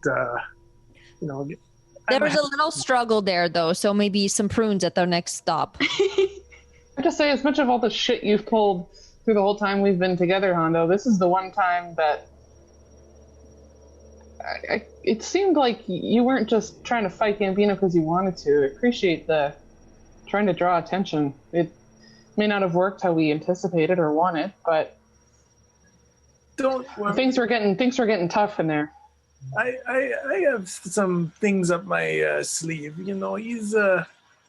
He's not out of the blue yet. You have some things up your colon. And out of all the shit that he's pulled, Mary, this one was the most literal. Oh, no, actually, this is not the first time this has happened. It happened in hell, in front of a much larger crowd, actually. Maybe he just felt gets no pressure. nervous. Well, he wasn't nervous then. There was no stage fright. Oh. Multiple times he was able to shit to the crowd. Became a trademark. It's typically been intentional. Yeah, and not a trademark we were pleased with, but definitely something we were known for. Yeah, you guys. It have became a horrible stain on our branding now. name. Exactly. A shit stain on your name. Oh, by the way, look at all this fog and shit. And by look at it, I mean you can't even look anywhere. Quinn, have in your past, time here, do the undead have specific reactions to the fog? Is that something they've used in the past? Does it come in with them? This doesn't look like what I'm used to seeing here. We get fog. This seems unnatural for the weather we're currently having. This doesn't seem right. This seems manufactured in some way. Well, we know they got to get here. We just got to keep a tight perimeter here. Gambino is right. Kind of taking the eyes of the ship away, which gives us recon and some extra firepower up top. But Wildcards, can we think of a way that we can clear this fog? We have any spells, any magic? Any way we could light a perimeter around this temple so that they know not to shoot here, but maybe shoot around it? I Does might the- be able to clear it. What was that, Hondo? I could clear the fog. How? How? I have a gust of wind ability. That's pretty neat. I think it would have to be multiple gusts. And is that like a code for you farting? Something else with this? I'm not just full of hot air. I'm also full of. Fuck me. We'll try it out. I mean, see if you can clear. I'll just point to a random area. Like, that space there. We'll try to keep an eye on it and see if it works. It's a once a day ability. Keep that. Yeah. Oh, it's a once a day. I It's thought like this his was like. wall of water. I understand. I thought this was like a cantrip. The cantrip, Mm. whatever that gust. is. That's just gust. Gust of Okay. wind. We should have used vicious mockery on Tiny.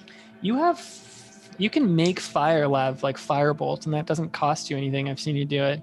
We could try and make a small ring of fire around this temple and see if the ship could see through it. Maybe just so they know not to direct fire down here. Could I look around for like loose, I don't know, something flammable, like loose timber or anything like that? There's not a whole lot of timber, as you guys came to find. Like on the island itself, it's relatively cleared out. What does remain is debris is stone. There's a lot of stone structures.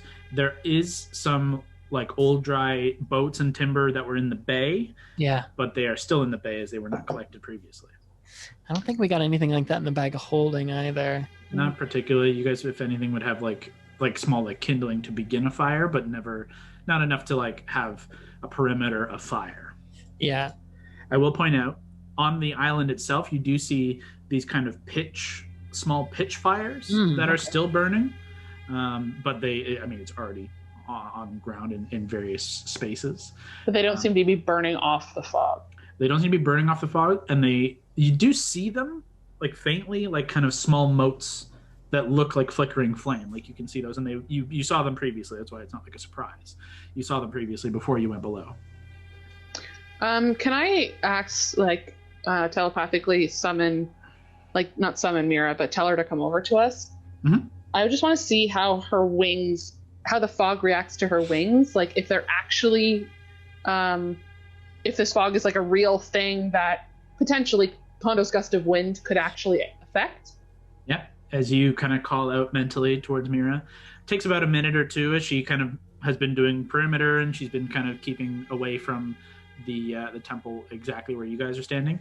But you do begin to hear the flapping of wings, and she does begin to kind of descend, and you can see as she is flying through the air, you can see like bursts and disperses of this fog.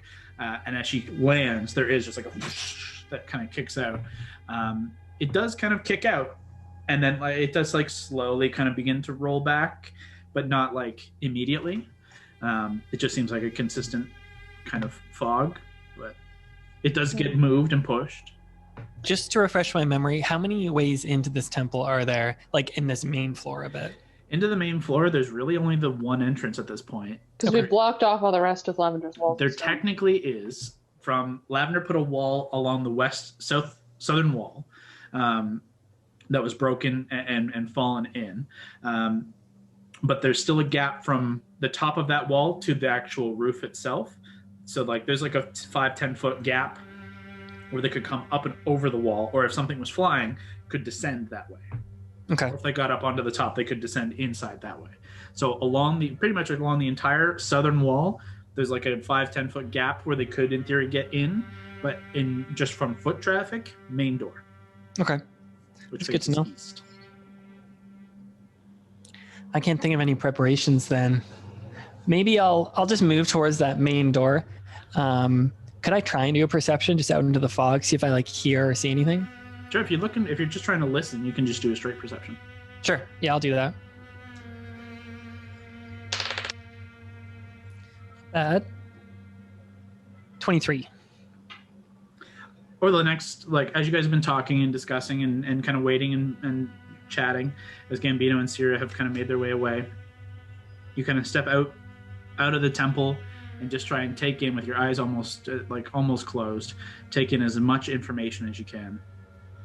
And it's eerily quiet. You can hear like the faint creaking and movement of the Warforged around, and like there's some just like coughing and breathing and kind of clinking of metal and stuff from like the pirates that are not far from where you're standing. There's like a constant just like in the direction of the dreadnought, just like this constant kind of hum, but you don't hear anything beyond that right yet. Are there any animals around that I can see? I know that's an obscure question. Nothing in your direct area. You could make a perception check at disadvantage to try and spot anything, but right now you just don't see anything. Nah, that's cool. If there wasn't just anything openly around, that's okay. Then I'm down to just wait unless you guys need anything else prepared. Hondo, you might need to, what's your health at, my guy? I could use a little healing, yes. I can help you out with that. What's your HP at? I'm at, let's check, 50. Okay, let me just check my spells here. Eesh. I'll give you a 3rd level Cure Wounds. That would be welcome. All 1st level healing word. Use Cure Wounds. It'll just do All more. for. Oh yeah. Why do we always do that, guys? All first level cure wounds. So you roll a d8. As you guys go through the process of healing Hondo up and getting him kind of back into fighting shape. Another So Hondo 10. from... Sorry. 11 from me, Hondo. I appreciate it. Thank you. Did I'll you get mute. Val's? I'll mute here while I roll. Okay. Or I can just do it quick here. Yeah, go ahead. 7, 1, 5. So 8 plus 5 is 13, plus 5 is 18. So 18 health. That's like your fastest fast math. Episode 100, baby. I was so stressed. So stressed. Hondo heals for 29. And you're almost back. Let me mark that. Okay, good. You bet. Another 15 minutes pass as you heal up Hondo and you kind of just take in the surroundings, and that kind of eerie quiet just kind of continues, and it just grows, and you can just watch with kind of nothing better to do as the sun slowly drifts closer and closer to a pinpoint to the south. Can I be just... I'll check as that sun gets real low. Avengers Age of Ultron shout out. And then I'll look at Aetherius and just check that little meter. It's just... You can't even measure it. It's super close. Where are we standing right now? Sorry. Temple. Okay. Should we get some elevation in case shit starts coming down on us? There's all these lovely walls that Lavender built. Might be worth getting some height and visuals on things when things do finally start showing up. You hear just the faintest, like, couple of footsteps approach. And you hear, well, sight advantage isn't going to be a whole lot you can do here today, love. He kind of looks around, and Gambino and Sierra re-enter the room as he kind of gestures to the thick fog. Says, we did had my boys and my ship do a quick perimeter. They don't seem to be moving. From a couple of the scouts I sent out, they seem to be holding up on this war front. Even the ones on the banks, they're going. So the question is, what are they waiting for? They're waiting for... They don't want to waste their last push, I think. I think Gambino did a number on them. They probably want to attack closest to midnight when they know this thing actually opens up. And then they'll try and rush in. Either that or Raymond's waiting for some undead that he can potentially control. Yeah, that's also very true. Very true. He has the ability to control the undead, not just Well, make them. At the we're not sure. At the very least, he can make them get back up as much as he can. We don't know how far that goes. Okay, well, that's troubling for sure. I wish we had known that slightly earlier, I'll be honest. Love this guy. This is the City of the Dead. Yes, it is. Yes, you understand our concern overall. No, for sure. I wish that information had come out a little earlier, but live and learn. Again, it's not a no. It's an estimation. They also, I don't know if you know this, I think you saw it. There's like a big nightmare, like Slender Man-esque monster in the City of the Dead. Yes. Less concerned about him.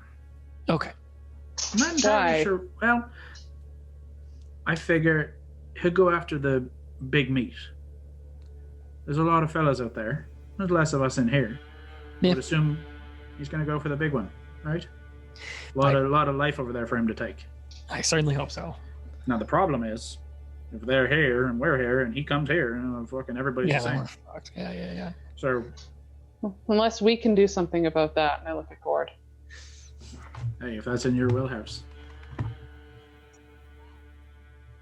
Well, we can just wait and see for that moment.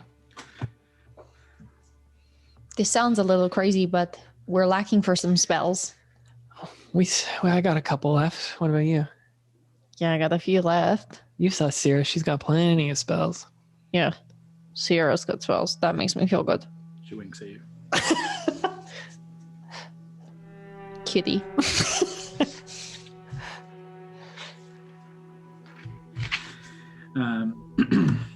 Gambino kind of looks around and says,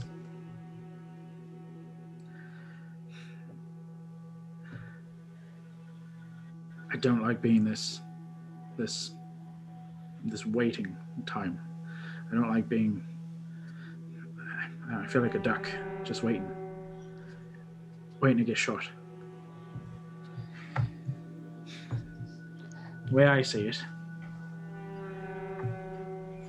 we got a big fuck off ship. Yeah. We could, in theory, ride out and meet them. Yeah. Start just fucking them up from afar. I don't care who we're killing over there. We're just dropping bombs and firing shit down. We could do that. Are you concerned at all that they could be baiting the ship away? Well, that's what my initial concern was before. Was if we send out the ship and the ship's not here, and they can come in and strike here. But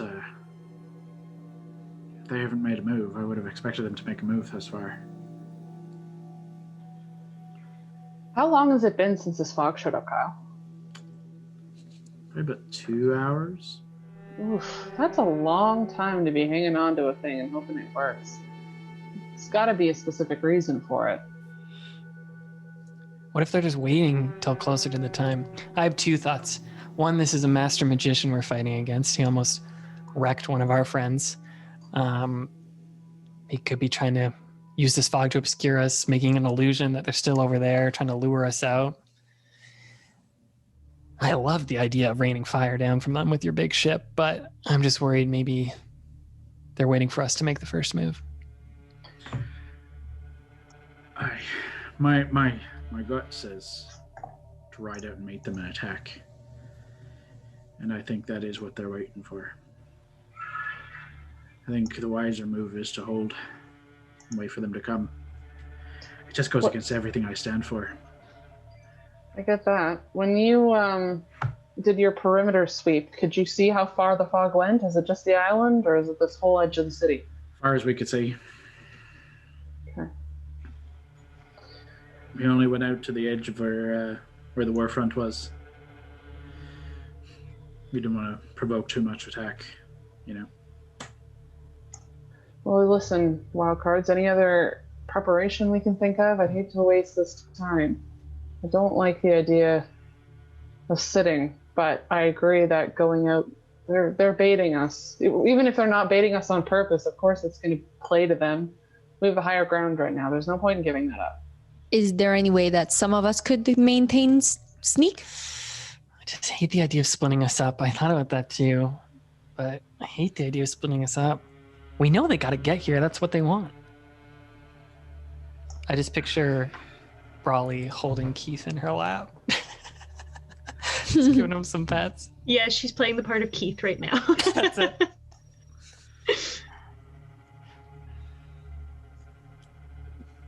Which, by the way, he's going to go into hiding after this. Yeah, just a moment. Just a moment. Connect. Moment with Mama. Hondo, you're always one for wild ideas. Anything springing to mind? I am still processing. I'm truly torn. I'm just truly torn. I don't know what to do. We know they got to come here. I'm a big fan of holding the high ground, making people fight on your terms, not theirs.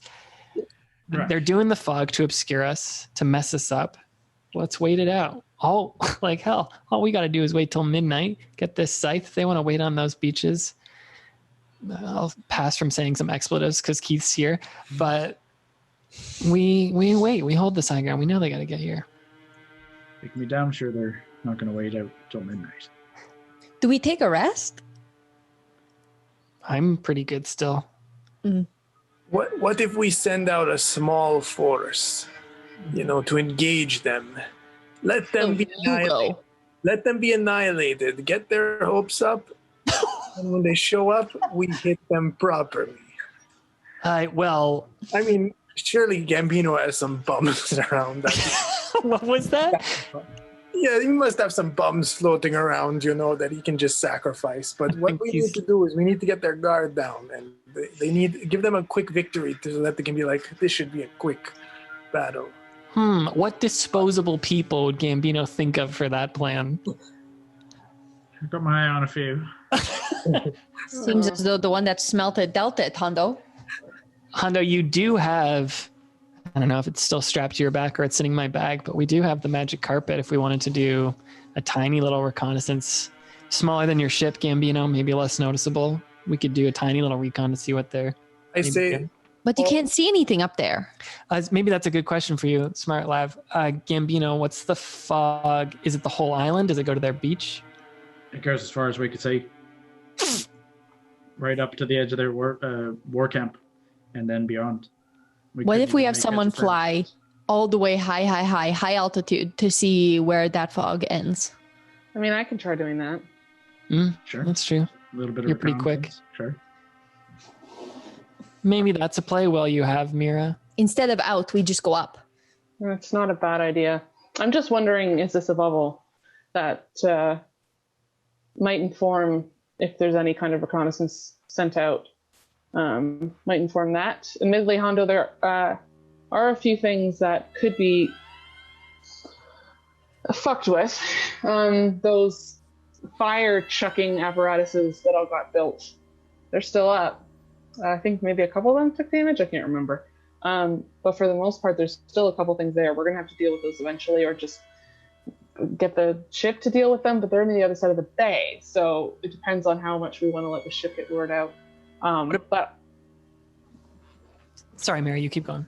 I was going to say, but if we want, I can go up and see how far I go and if I can see anything from even higher. What about... Well, we've known of the Vow, what we caught wind of even before they got here, was they've been traveling through a cave system, through tunnels. What if they're just going underground? This tomb is underground. What if they're waiting because they're burrowing into our camp through whatever magic or abilities they have? Didn't we hear they were coming through the Underdark and then they had to come up ground and take their army here? Oh, no, I never thought about that one. So, which makes me think we shouldn't leave this place and get separated in case they're about to burrow in. When we fought the Vow back in Hammerstock, Haverfeld province, I always confuse those. They came in and then they used a gate spell to bring people from hell. They had an army waiting. These people love a surprise, come in, burst, and try and break our force down. I didn't think about that. The underground attack could be possible. Raymond's done it before. I mean, that's what those vials were used for, actually, is to help forge an underground path through existing mines. Now, we don't know for sure what's underneath this place. Just making broad assumptions that land that's underneath things that used to be water tends to be pretty dense and pretty clay. It's been hundreds of years. That could have dried out by now. But it could still be doing something. Is that so dumb to check down below, check the walls down below of that crypt? Maybe we should just do that just briefly to see if there's... You can try.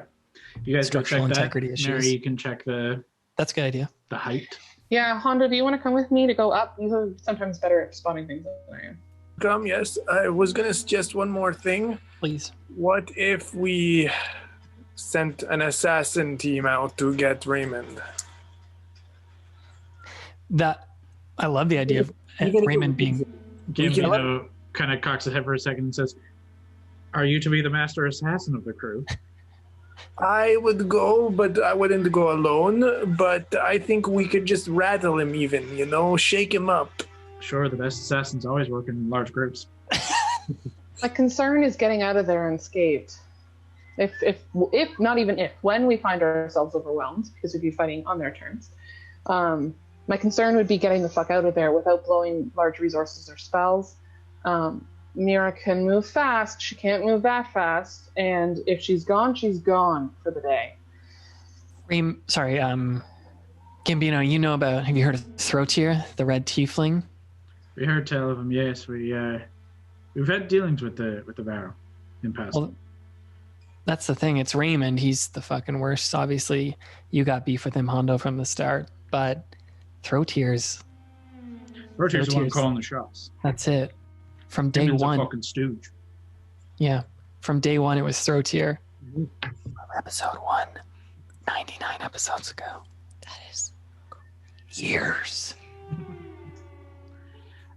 So, Gambino says, right, well, do your reconnaissance and do your investigating, but we stand, we hold. When they come, we fight. Aye. I'll go down to try and check it out. Gambino and Siri just kind of post up here. So Mary and Hondo, either one of you, each of you can roll perceptions individually, or one of you with advantage. And when Scott comes back, or Amanda, if you want to roll for Scott for investigation. I can roll. He runs. I'll use his dice. Yeah. Okay, roll again. Roll again. Take the higher. Hondo with 10. And then what do I add to this? This is your Exact investigation. same roll. So Hondo has a 10 plus your perception, and Amanda your Your plus perception's investigation. good. My perception is 12, so 22. It's pretty good. What is that, Kyle? Investigation for you. 15. Okay. As Val makes his way below, and Mary and Hondo make their way above, you guys fly for quite a bit of time, a couple of minutes of flying at relatively fast pace. You're not hoofing it super fast, but making your way up into the sky for a little ways before breaking free of this fog, this pervasive fog. And you see, as soon as you break free, a clear night sky nearly falling across here. The sunset is just about to crest down, and the sky is perfectly clear. And as you look back down, there is what looks like kind of like a faint bubble. This long, wide bubble. From this distance, Hondo, you're pretty good at gauging distance of long distance and thinking about it like in terms of ship travel and, on a map. This is like a couple of miles of expanse of fog, but hyper localized. But it does seem to encompass miles around the spaces of the warfront and this island. Sorry, did you say does it go over where the baddies are as well? Like it's covering both the island and the edge of where the water would be. Mm-hmm. Okay. Go ahead, Hondo. I'm gonna tell Mary, Mary, what gets rid of fog is heat. Lots of heat. We could burn this fog away, So predictable. Set everything on fire. We can do some tests when we get back down to the ground, but the fires that were there, I mean, the only thing I know that has that much fire would be Gord's firewall that fucked me up that one time. That seems like a big spell, though. I'm trying to think of a way to do that without wasting resources. What about the Gambino and the ship? Maybe there's something there. Yeah, it's not a bad plan. But we can melt this fog. We'll try it.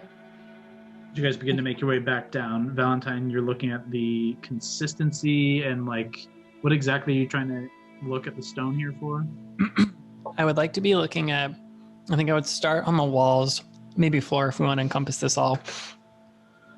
And almost just trying to feel, almost feeling for a tremor, feeling for a vibration, feeling for any weakness, or just generally looking to see if there's any dirt falling off it, as if stones have come loose in the last day or whatever. Seems to be pretty still. Seems to be quiet, still, cool stone. No sudden hot spots. Can I also go down into the other chamber and do the same? Yep. I'll encompass the investigation through as far as the same check for each space you want to check. Then while I'm down there, can I pick up the ragged gunshot remains of Hondo's old hat? Sure. It's 3 or 4 different pieces. The feather is broken in half. It's even magic may not be able to repair this, but you can do it nonetheless. Just sentiment, not magic, and I'll put it in my bag. Yep. Easily enough. As Mary and Hondo return at this point in time, as Val, you are in the lower chamber, you see this skeleton for a moment, just this flash of flame, and Cook is smoking a pipe in the corner. Jesus. You just see smoke like billow out of his eyes and his nose. Assuming he dropped that earlier spell. Anything showing up on your radar there, Cook? Nothing yet. Oh, quiet. Glad we didn't come to blows. Me too, I'll be honest. I prefer not to fight you. I see too many of you. Too much like us. I hear that. All right, But I'll be thanks. honest. I get the order. I'll have to do it. I understand. Hopefully, we have another one of your meals instead. Here's hoping. Okay, I'm gonna go back up. Or did you want to check the stone if you're down with me? It Yeah, would be I like- the same check. Honestly. Okay. Yeah. It's like one check. Could I on the way up find? I want to look at those like sarcophaguses and then get a bad feeling, and then go to And get a Quinn bad- and go to Quinn. Yep. Hey Quinn, you know those stone coffins down below? Are those filled with dead bodies that you are aware of? Typically, no. The only ones that have bodies in them are the mausoleums, and even of them, only the one is empty, as we know. But Okay. the others are. They're for show. They're for ceremony. I understand. I just got worried that we were going to be trying to hold a place that could have a bunch of dead bodies summoned. No, we found that out the hard way in our history. Yeah, you would. Okay.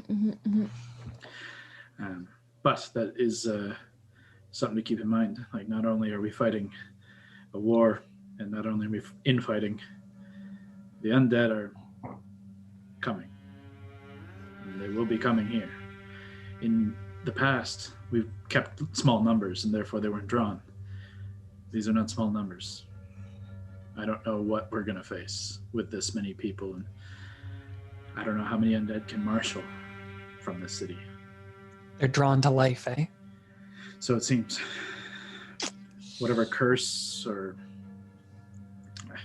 corruption. How hard are they to kill? One. So hard to kill in singularly, but Yeah, when one- there's masses. There was that one that murdered you like 2 nights ago. Do you remember No, I didn't because I was murdered. that? Well, let me tell you, it was pretty intense. Some are more powerful for sure. For the most part, we face just kind of reanimated corpses, some skeletal, some still with flesh. It's rather morbid, but Gross. in some cases we do find more powerful ones, and I think more powerful ones are drawn to more powerful life forces. With you being new forces in the city, drawn to you, it makes sense. Another question then for you. I don't know if you've ever had one of your own die on one of these nights. Are they then turned quite quickly, or does it take some time? Truthfully, the only person who ever passes is the one who's intended to. This may be the first. Do they come back to life and then come against you? Once- If I killed Valentine, Well, okay. I pull out my dagger. Please don't. Could he be a part of it? Possibly, I could see that happening, but as I've said, when someone passes on as we are intended to, as I intend to, it has thus far been a singular moment. They go in alone and no one comes back. Can I ask you another question that's, I know, a tough one to answer? Sure. Is there anything you could, any knowledge you could preface us with for the sacrifice? It has to be a willing sacrifice in case someone else needs to make it for you. The only information I know is the sacrifice, the soul must be willing to pass on for the purpose of maintaining the wards and in service of the Raven. Okay. We train our whole lives for this moment. Our entire people train for this moment, for the protection of this place, for the protection of these wards.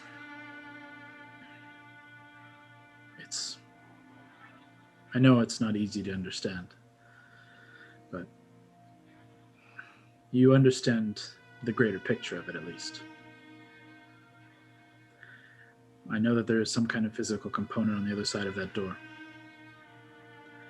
But I'm not lying when I tell you I don't know what I face. Well, we'll face it alongside you. If we don't die first from the forces of hell. That would be appreciated. Okay. This is a weird request, actually. Please. It's been a weird night. Yeah. Things didn't end well with me and Celine. And I don't think I'm going to see her tonight, and therefore ever again. If you ever see her again, just tell her I'm sorry. And if you can help her, if she's in trouble or something, I feel like she'll get in trouble without us. She seems like trouble. But A little bit. I'll pass on those words, but I don't think you have anything to be sorry for. And I bet she'd be the first to say that to you. I understand, but it's tough to fight with somebody and then die without resolution. Mm-hmm. Anyways, let's not die yet. Not yet. I'm gonna go below, I think. Okay, Cook's down there. And if you need anything, just shout. I feel like things are safer for the time. But yeah, if anyone asks, that's where I'll be. Okay. Thank you. And he begins descending once more. Wow, that got dark so quick. This guy is like, I don't know. Is this any part of it his choice? Yeah, I mean, it is his choice. It has to be his choice for it to work. I know. I keep seeing him be like, no, this is for me. But it's like, I don't know. History's weird. Yeah. Would you die to save the world? Yeah, but like, there's no guarantee that's going to work. Let's just not die. I liked that sentiment. Let's not die yet. Okay, let's go see what Mary and Hondo saw. I'm kind of curious what's going on up there. You think they're coming back? They better be freaking coming back. I think Mary went to go kill Hondo because she's worried about the rest of the night. You're delusional. Can you show me some of those paintings after this night's done that you did? Yeah, if we live through this, I'll show you naked pictures of Hondo as a reward. Not as a reward. As a reward, you requested. I'm going to tell him you needed to see it as a reward. It's more like morbid curiosity. When you said it was my God, burnt, it's like you just can't look away, you know? And it had holes in it. One, it's just done so well by me. And two, he's just so naked in it. It was hard to even look at the canvas sometimes because I was like... That's enough. That's enough. Save the mystery. Also, did you hear that thing about the dead people are strong when they're fighting someone who's strong? That's why that guy was so strong and then I died. You're right. It was because I was so strong. It was a compliment. That's how you should receive it. You're right. Okay, let's go there. I've got what I needed out of this conversation. I never do. As you all reconvene, Mary and Hondo, you return. Valentine, Lavender, you guys come back up. I can't look Hondo in the eyes. I keep looking down. Gord. You haven't seen anything, have you? I keep thinking about it.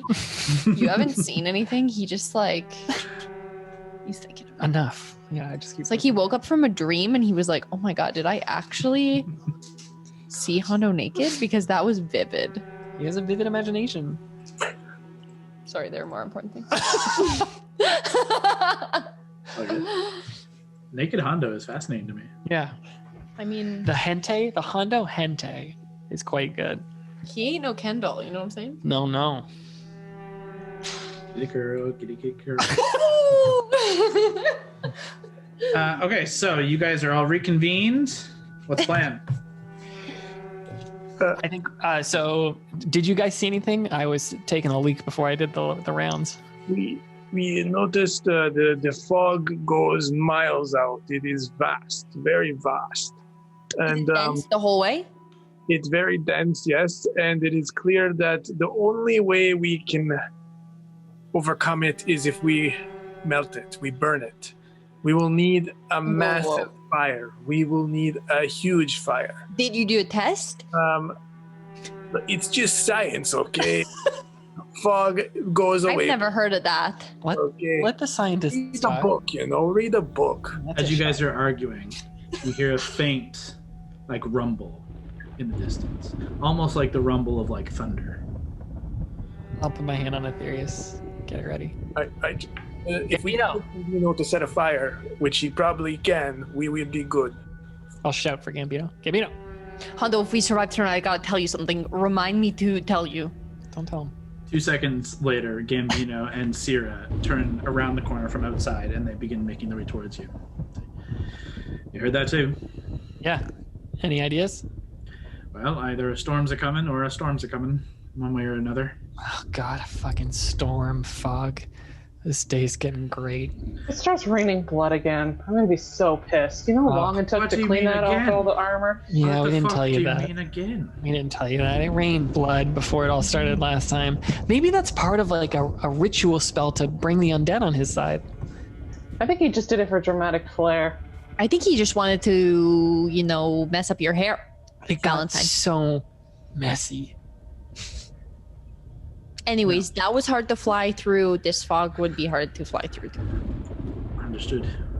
Well, whatever they're trying, something's happening. Hear another. Does it actually sound like thunder? Somewhat. This is a silly question. I guess you couldn't even tell. Does it sound like it's coming from the sky, or does it sound like it's coming from Make a A perception. the dragon. beach? Yeah. All right. 27. Yeah. Sounds like it's coming from the north, and less so from above. The north. Was that where their beach camp was? Roughly. Or was that? Okay. Roughly. Yeah, it sounds like it's not coming from like above, like over there. It definitely probably has something to do with them. Through the fog, the light begins to rapidly thin out, and though you cannot see the horizon directly, you watch as what's left of the sunlight winks out. Darkness becomes near absolute, with the exception of the flame that burns across the island, and the faint flame from within the temple, and what little light you have at your disposal. It's like being within a deep ocean. The silence drags. Slow. And then another. And it's not so much a roll of thunder as you just see flying up and over like a cascade, like a massive cascade of fire, just scatters across the island to the south. Gambino, can you tell your people to shoot at whatever shoots at that? Looks like we're on. And he just begins calling out orders and just shouting at the top of his lungs for the dreadnought. Return fire, just constant, just like, go. And it seems that whatever war front is beginning some kind of maneuver, some push. The night falls on the city.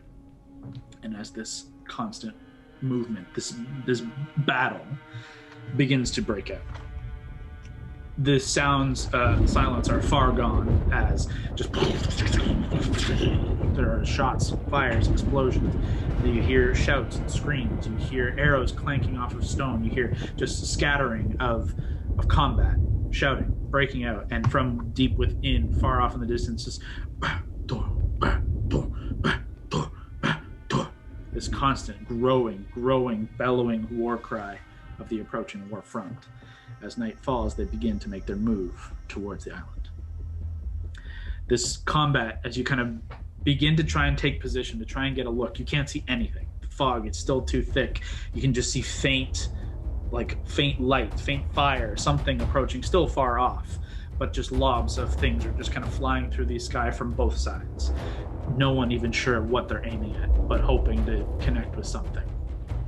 For 10, 15, 20 minutes, this just constant kind of rain of missing attacks and just shooting and blasting and firing and yelling just continues. And a secondary sound picks through the air. This low growl, almost like a moan, not from the direction of the vow. Just this cacophony of just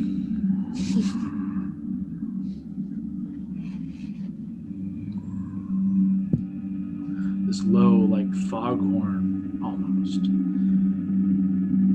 And then a high pitch just screech cuts through everything. Just constant activity suddenly whoosh, dies away as what sounds like maybe hundreds of screeching and moaning sounds just begin to fill the air from the east. The city of the dead seems to rise. Let's take a quick break. I gotta pee. Woo! Hondo, did you order that fire? We'll be back. As we jump back in, it seems the vow are making their move, and as night falls, the undead rise. Valentine, there's a hum at your side. You feel the blade just almost rhythmically rising to the beat, to the challenge. You feel it like in tune with your heartbeat as it begins to race. The blade begins to hum in the same kind of frequency.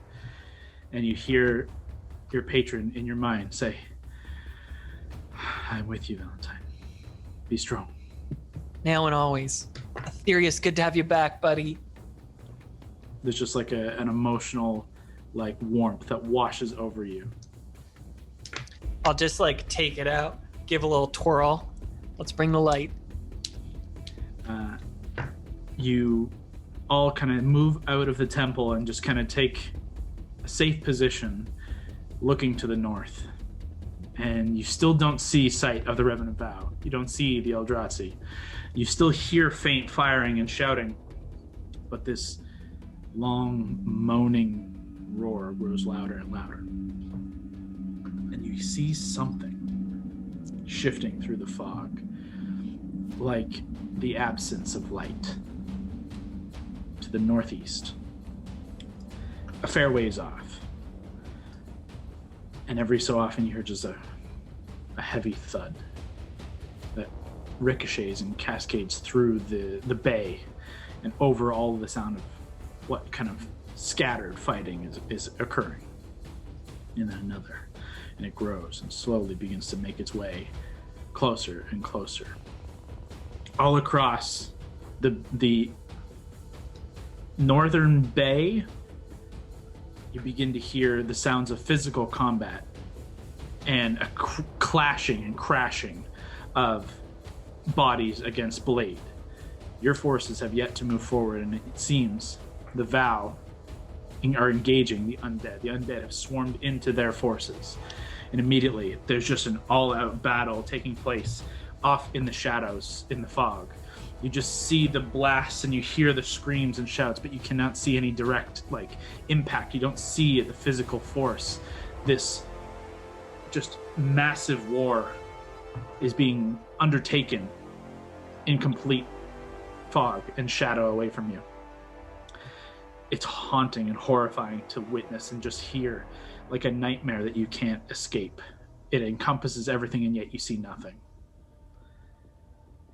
Gambino and Syrah, as their forces, he begins to kind of calm down the forces on your island as they make his way towards you.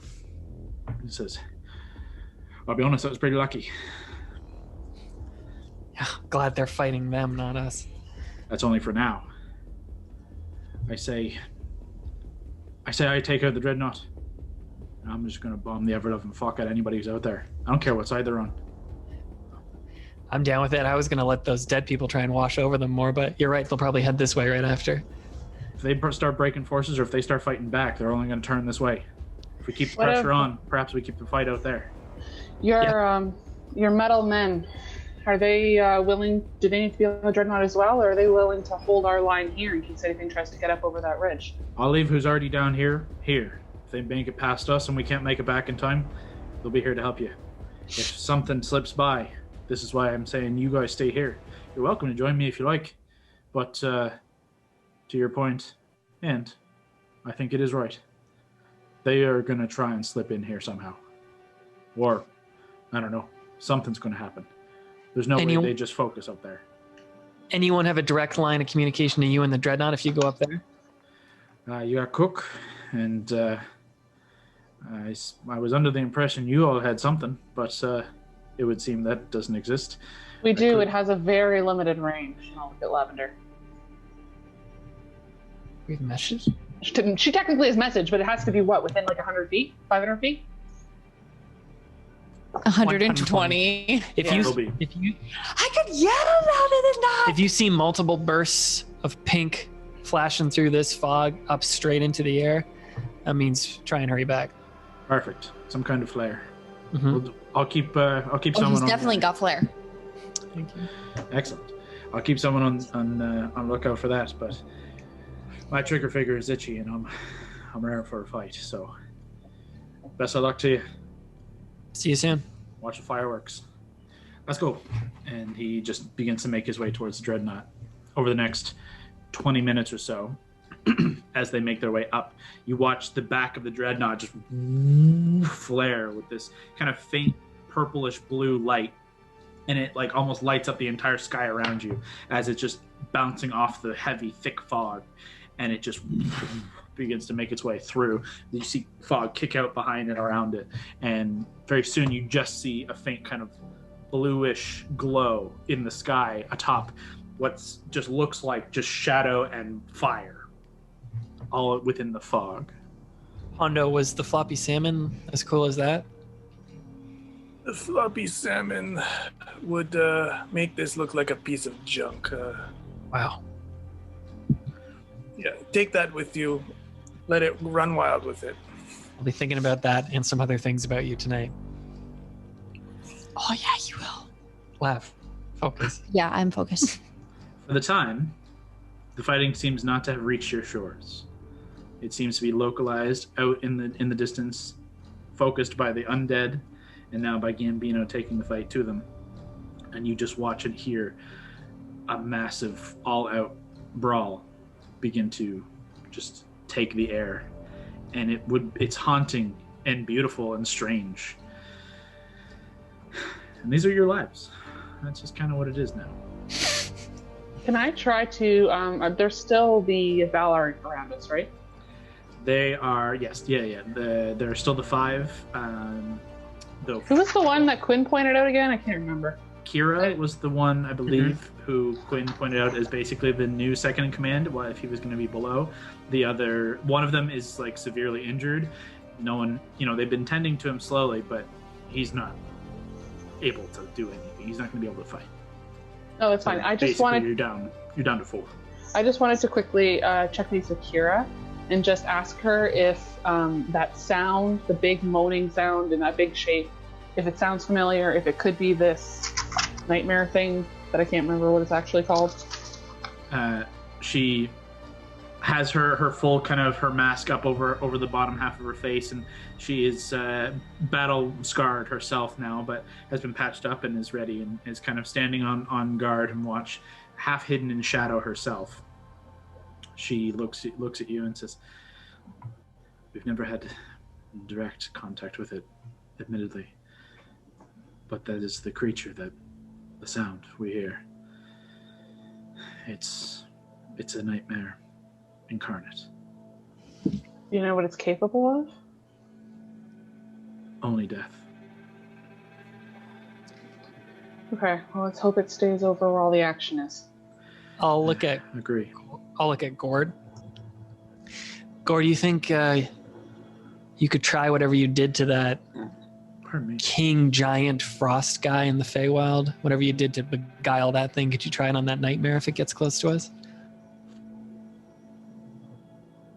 Yeah, good try.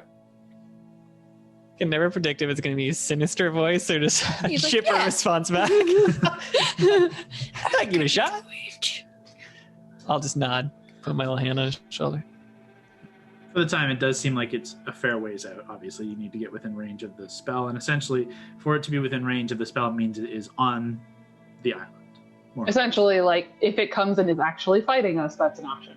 Yeah. Okay. Yeah. Until it is basically On us. on top, like, what is it, 60 or 120? It doesn't make a huge difference, but 60. it's got to be on top of you for you to get that off. So you'll know when when the time comes, if that comes. Is there any other prep or actions you wish to take, as the fighting for the time seems to be taking place elsewhere? Can we take a short rest while we're waiting? Like, is that like You want to try and start taking an hour rest? anyone? Anyone? I mean, we could, and then if it just gets interrupted, like, I don't need one, but if you want to take one. Yeah, I'm been- also okay. Like, not everyone needs to, Kev. So if, like, you want to say that it's been a little bit of time since you and I got back with the horse. Like, if you could say you want to start, and I mean, if something kicks off, you just stop doing it. It's not that big of a deal. It's been I'd be about down as well. 25 minutes so far since, like, anything has really happened. So, like, you are already almost, like, you've only kind of just done nothing for the last, like, 20 minutes or so. You're about a third of the way already through if you wanted to say you're taking a rest to mend yourself. So if the two of you want to go through the process of a short rest. Anyone Sure. else need to do that? I'm good. I can stay up. I'm good too. No, I'm full up on everything. Gordy, you taking a Gord? short? No, I'm good.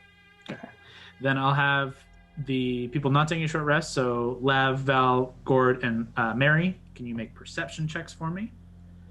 And Hondo and Alana, you guys can go ahead and do your rolling hit dice, whatever hit dice you have left. Now that the Mine's- dreadnought's gone too, can I send Mira out on whatever, route the dreadnought was doing before in terms of reconnaissance? Sorry, Kyle, I was thinking of something else. Did you say do a perception? Yeah, perception for everybody not taking a short rest. Mary, you can do a perception for Mira. I will also point out all of these perception checks are at disadvantage, unfortunately. Okay. As part of the fun. I wish that was the advantage. Can I have, while this is happening, can I take out the carpet and put it at the bottom where I was standing before with Quinn? At the lowest, like the Yeah, I just want to rush down lowest there chamber. and put it down there. I don't want to have to take it out mid-fight, so I'll let Hondo know it's there and the rest That'll of take you 5-10 minutes to go about doing, but yeah. Yep. No problem. That's doable. Cool. You see Quinn and Cook both just kind of Cook in the same spot he was before, just kind of shrouded in a faint smoke. Quinn is kind of, as you enter down into the lower floor, kind of bundled this rug under one arm, kind of clumsily carrying it down the stairs. You look across and see Quinn kind of in like faint shadow on his knees, sitting right before the kind of platform in front of this door. You also see now the door has just a faint bit of light, kind of like the etching of it has just this faintest bit of like energy to it. Has a little bit of light behind it. You can also notice too that the ceiling now almost begins to kind of shift and move ever so slightly, like it was caught up in a breeze of some kind. It's still black, it's still no shape, it's nothing discernible, but you can just see like this faint movement within or of. But nothing more than that. I'll just look at Cook as I unfurl the carpet and be like, spooky. I'll like put it down by the altar. He kind of just gestures to like his entire body, Give him a wink. I just run upstairs. just nods. Doesn't nothing more. Hondo, I put your favorite toy by the altar if you need it later. Yeah, so specifically you put it where? I put it right by the altar, right by that door. But left, right, or in front? I'll put it to the side of it, so it wouldn't be like if the door opens, it'd be right there to trot on. So we will say right. Yeah, that sounds good. Right, which is like south if I look at the map. Yeah. Exactly. Yep. Deal. Just so if that does come into play and we need to know where it is at a moment's notice, it is right there. Elena and Hondo, you guys are going to be just kind of out of commission for the next, like, basically half hour as you focus on just, like, healing your wounds and just, like, you know, meditating whatever processes you go through of, like, getting yourself battle ready. The four of you who are not, what was your perception check at disadvantage? 8. Okay. 17. I rolled crazy. Yeah. For myself, I rolled 2 5s. Oh. So that's only an 11. But the Pegasus rolled 2 19s. Ooh. I don't know how that happened. I didn't just drop dice. It was a full roll. So that's her perception is higher than I think it is. Yeah, so that's a 23. Lavender has hiccups over here. I thought I was going to like... Okay. The hiccups are distracting her perception check. Yeah. Gord, what did you roll? 19. Okay. As the next about 15 or 20 minutes go by, those Valentine, as you make your way back up onto the main level, you're all just taking it, and you just constantly hear the sounds of battle off in the distance. And you're kind of just keeping a wary eye, and the four Valar are up on the kind of towers and up on the sides of the temple, keeping an eye, keeping a watchful eye. Mary, mentally, you hear this voice and this immediate sense of danger. You just feel like a warning, like a spider sense almost, just like flare in your mind. And you hear movement to the south. Dead forces coming. Undead, south side. Sorry. Movement to the south. Dead, period. Forces are coming. Oh, like she's dead? We don't know. I mean, she's talking to you, so she's not dead. I'm very confused. Okay. Okay. South end of the island, everyone. Are there some of Gambino's Warforged that way? Mm-hmm. Okay. There were the split of Gambino's forces were primarily on this northern shore, as you knew that the war force was to the north, but there were positions on either east and west and south coast, as there were fewer on the south coast because it was mostly ocean that way. But there, when the war forces were on like the outer banks, they pushed some of their forces out that way as well to try and keep a perimeter, though significantly less forces on those perimeters, as there were less people. Okay. But to the south did seem like the weakest front, and it seems like something has happened. Okay. It's admittedly a ways. The island is relatively long. It's not a couple hundred feet. It's a couple thousand, I think. It would take a couple minutes to make the full trek. Okay. Can I call her back to like potentially meet us on the way? Mm-hmm. And just relay that to the remaining. We're not going to be able to get everyone there fast anyway, so maybe you two should stay here and make sure you get yourselves taken care of. Everyone else, there's something happening on the south side. You directed that at Elena and Hondo? Well, I'm saying like they don't.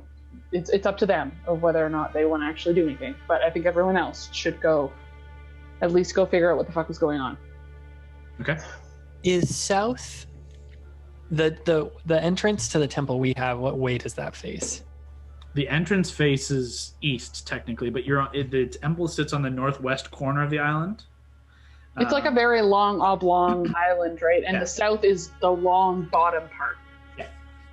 It's like a teardrop where the bigger part is up at the island here, and then it funnels down to kind of a faint point to the south. Yeah, then maybe we should just go out a little bit outside the temple, try and get high ground on one of Lav's walls, and then just see. Is that what you're thinking, Mary? I was thinking at least go to as far as we can to see what the fuck's happening, because there is a tower on that end. I just don't want to get too separated, though. The walls that Lavender has aren't necessarily protected to the south. They were to protect the north and eastern sides. So there's not a whole lot of southern protection. It was just kind of like the walls do come around in a way, but for the most part, you can still approach from the south. Let's start just moving out. We'll start moving. I would say like start moving, and then potentially I could get out, as fast as I can with Mira and try to get a loop on what's happening, and then we can make a decision. But we got to get out there to her at the very least. How does your timing feel with Mira? How much time do you have left with her? We called her at it was 2:00 or something like that. Or you said it was going to last just past midnight. It was going to make it to midnight. Yeah. So we're good for a little bit. You'll be fine through until kind of the deed needs to be done. And realistically, bringing Mira down below isn't helpful. Doesn't make any sense. Yeah. So ultimately, by the time you need to be down below, she'll be gone. I've said Mira so many times in the last few minutes, and every time the dog She's so confused. So the four of you who are not short resting are making your way out of the temple and making your way south, or just holding just outside the temple? I want to maybe just I'll go just a little bit, try and get a little higher ground. I know it's still foggy. There's no real high ground beyond trying to get up on top of the temple itself. Like the walls I've created. What about those walls? Those would be technically further east. Okay, because it was it would just keep you in line with the temple, just to the east instead of south. Yeah, let's just start creeping south slow, Mary. What do you think? Yeah, I'd probably want to go not running, but walking in that direction and keeping all senses open and trying to meet Mira if she's coming back to us on the way, and then I can potentially try to get more information. Okay. Maybe if you do that, Brawley, Lav, and I could form a triangle and just slowly make our way through. Is Allie short resting? Brawley leaves. Oh, sorry, Brawley was. I don't have to. I can come with you guys. The only reason I was short resting was just because I took a lot of hits and I only have one rage left, so I want to. Yeah, heal up. No, you stay and heal. Yeah. Okay. If shit goes real sideways, you're not that far from where Valentine and you are. Okay. Yeah, and we can just radio too and run back. Okay, yeah, let me know, and then I'll if you need me, I'll wake up. Okay. Okay. Hondo and Alana stay back as the other four begin slowly making your way out. It's eerie to walk out into this fog, and you hear the sound of fighting to your backs. You don't hear anything directly ahead, though you do see the faintest bit of moonlight pushing through this fog. It's like a faint beacon of bright white that is just trying to eviscerate this fog. You begin making your way slowly, keeping your heads on a swivel. Say one of you or two of you who are leading can make a perception check at disadvantage. Definitely not me. Yeah, why don't we just do... I can do one. Mary, do you want to do one? Yeah, I said I was potentially, if any of us, going out the furthest because I wanted to meet Pegasus on the way, so. Okay. Disadvantage, Kyle? Disadvantage for the fog, unfortunately. Not great for me. Disadvantage is a fucker. I can never remember what my perception score is. 15 total. Do you want me to roll mine? I got one too. Right. 9 plus 13 is 21. Is that a disadvantage? 22. Nope. I rolled a 10, so stick with that first one. 22. Cool. Mary takes point as she moves quick and quietly, trying to get an eye at what's coming here. And Mary, you don't catch any approaching sound. It's shockingly quiet. And then suddenly you hear the kind of beating of wings, and you can feel a connection of Mira getting close to you. And as you reach a couple of minutes of walking, as everyone is slowly making your way out, Mira lands next to you and says, kind of mentally, roughly a dozen. And at that point, you can kind of faintly hear like a murmur of a voice for a moment. And you can hear just kind of shifting of armor to the south in the fog. Difficult to really spy, but they don't seem to be overly stealthy. They're making some kind of noise. Val, Mary, you've paused here as you meet up with Mira. Valentine, with Lavender and Gord slowly catching up in tow. You can just faintly hear the same, a little ways behind Mira and Mary. You hear just this faint, like, directions, like, being given. And just very faint, like a murmur. The shifting of armor. And just out of the fog, in the darkness, you just see flame ignite on the hilt of a sword. This massive great sword just burns, and you can just see through the fog this faint glow of flame cascading onto like this black armor, and then the entire armor begins to ignite with flame. You see this being, this massive Goliath armored approach, just burning from about 150 feet, the fog kind of burning away from around him. And he just shouts, "Wildcards! Wildcards!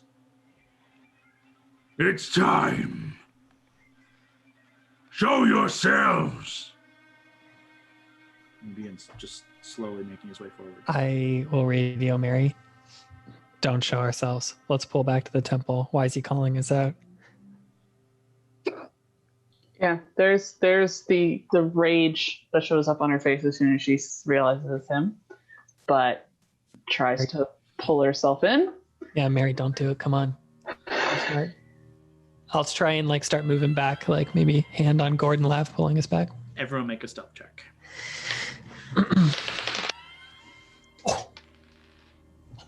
First time I've ever rolled with this rice. Oh, ice. Or dice. Oh my god. Rice, ice, dice. That's the first time rolling this dice? Yeah. Why didn't you roll this dice more? Wow, we both rolled a 20. I wish this was more important. Stealth, yeah. I mean, this could be important. 2 natural 20s here could be very fucking big. Despite the fact that Lavender has very loud hiccups, he is still extremely stealthy. You want some numbers? I got 29, not 20. Mary, that includes Mira as well. Just this? Yep. 27. Gord? 20. Nice. Mary? 13 plus 7. 25 for me. Mira did not roll as well. Mirabelle. You know how loud our dog is. She is quite loud. 6 plus is just plus dex because it's not on here, right? Yeah. So, sorry, not 6, 9 plus 2, so 11. Okay. And then, 20, what did I say for me? 25? 24? Something like that. Are you mounting on Mira, or are you keeping separate? I was still on the ground. I hadn't gotten up on her yet. Okay. I'm going to stay on the ground because I know I'm probably quieter on my own feet. Mm-hmm. Mira begins to kind of like canter and gallop along a little too loudly, and you kind of slowly begin to split off from her ever so slightly. I was going to tell her to fly up, like immediately just but like the sound of her hooves, and then the blast of wings is enough to kind of, that sound was heard for sure. I heard that. Yeah. But what that means, and you think are pretty quietly, as Valentine reaches out to hold back Lavender and Gord, and you guys begin to make your way backwards. Mm-hmm. Let's creep back. You begin to slowly make your way back towards the temple, now at a very slow pace, to try and keep your quiet. Are there any, as we creep back, are there any Warforged in this area that we could signal to or anything like that? They are mostly back on the north shore. Facing that? Okay. You do begin to see as Egoth walks forward, as this flame just billowing off him, you can see about maybe 4 or 5, maybe 6, maybe 7 other figures kind of creeping low in the shadow and the fog, but lit by his flame. They look like they are wearing some kind of armor, maybe not plate, maybe scale, or maybe hide even. You're not entirely sure. Possibly just leathers. And they all carry kind of curved blades like scimitars, and have some like faint kind of like leather helms on. You can see that they are all kind of blackened and adorned in faintly with the sigils of the Revenant Vow and of the 9 Hells. Hondo and Alana, can I get you to make me a perception check at disadvantage as well? Okay.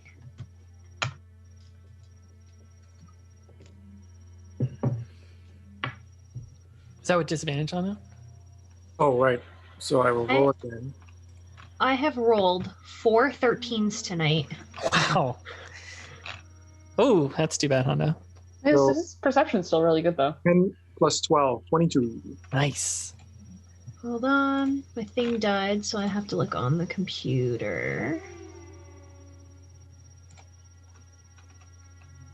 Oh, 13.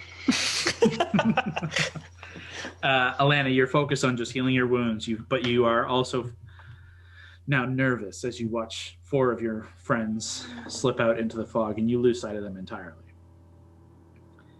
Hondo, being less concerned about the welfare of your friends, you are more concerned of the welfare of yourself. And as you are focusing on healing yourself up and making sure you're in fighting condition, you can faintly see this flame in through the fog. And you can hear Egoth shout. And you don't see sight of any of your friends thus far. And as you kind of hold your position, there's a tumble of just like a couple of pebbles to your right. You look, you don't see anything. You just see a couple of pebbles fall from around the kind of southern wall, the corner of the temple. Falling out of so less on the floor, more on the wall? From like along the side of the wall, it falls down to the floor. Just Sketchy. scatters across the ground. Nudge Alana and be like look there type thing. Yeah, you nudge Alana, and Allie, you look in that direction. Not if you see anything immediately. Pebbles move there. The pebbles move. What? I think there's something there. Do you want to go check it out? I was hoping you'd do that. Oh, Hondo, so okay. brave. Well, okay. I'll do it. You come behind me. Together. Yeah, together. Is what Val would say. As the two of you begin to stand and make your way towards. I would say. Hang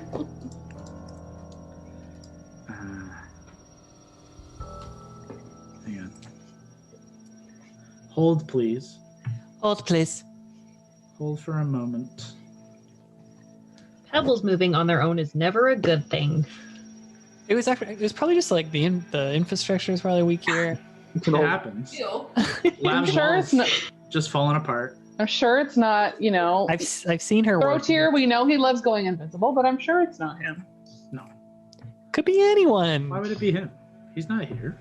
He's consistently visible. Actually, no, he has been known to You're be a right, little he shit has who been puts visible. himself way the fuck away from everything else as things go down. Until he murders your friend. I would like to be.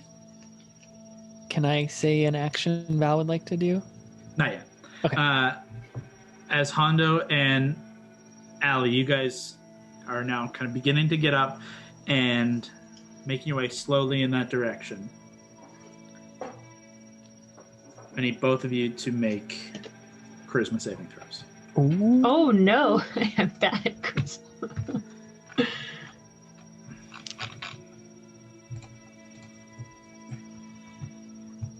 Am I at disadvantage? You have to roll again. You are not at disadvantage for saves, I believe. Just charisma save. Oh, disadvantage? Okay. Nope, straight rolls. Straight roll Okay. for you. Oh, yeah. I rolled a 16, so 15. Okay. Oof. I rolled a 13 plus 3, 16. Okay. As the two of you stand,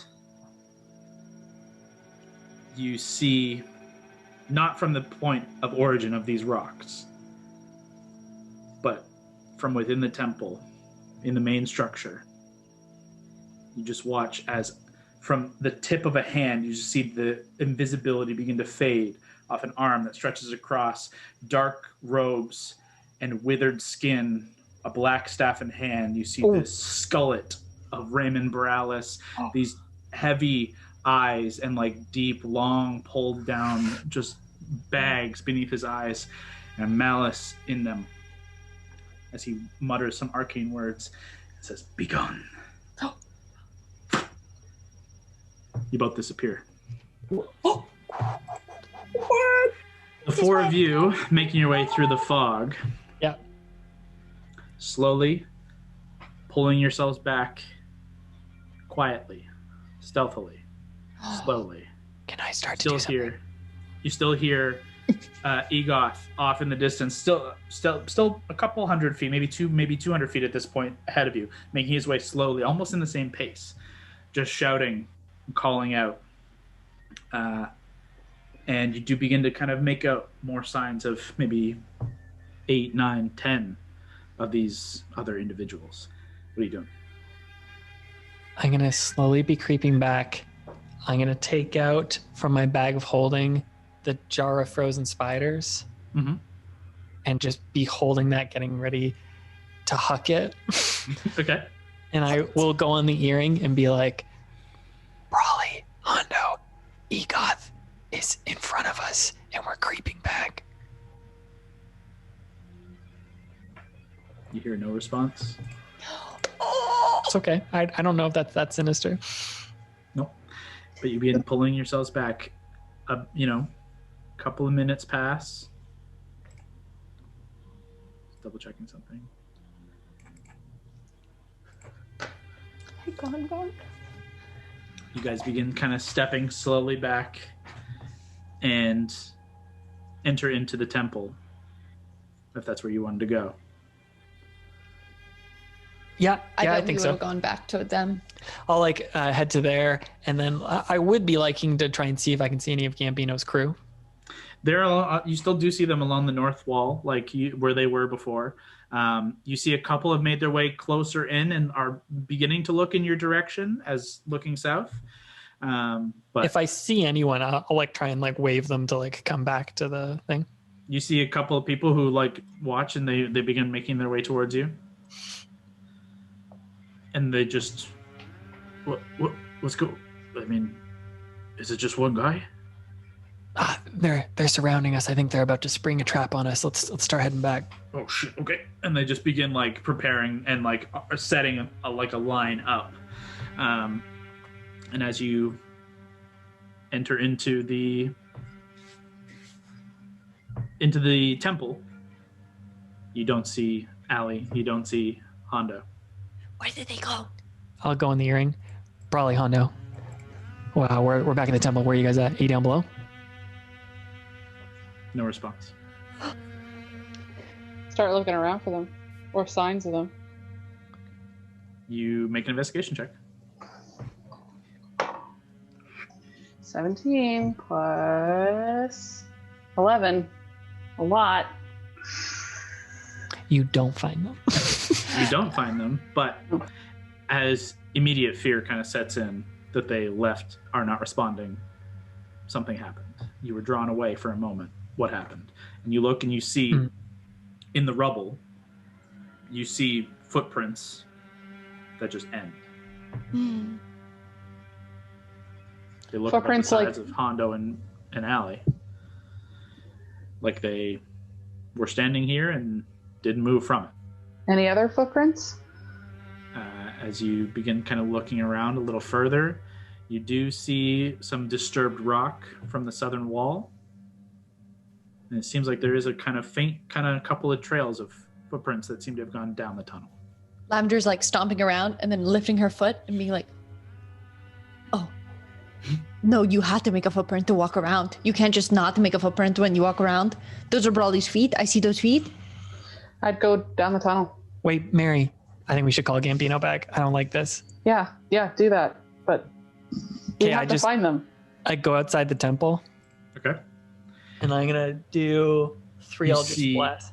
You begin casting the Eldritch Blast as Egoth just steps closer and closer within eye shot now, within 70 feet of the temple, and the Warforged and everyone just begin a combat. Cool.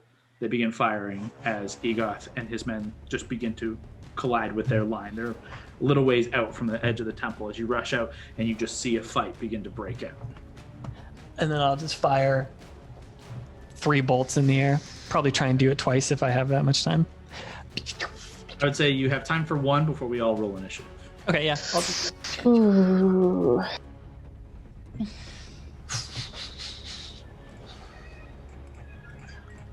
Damn.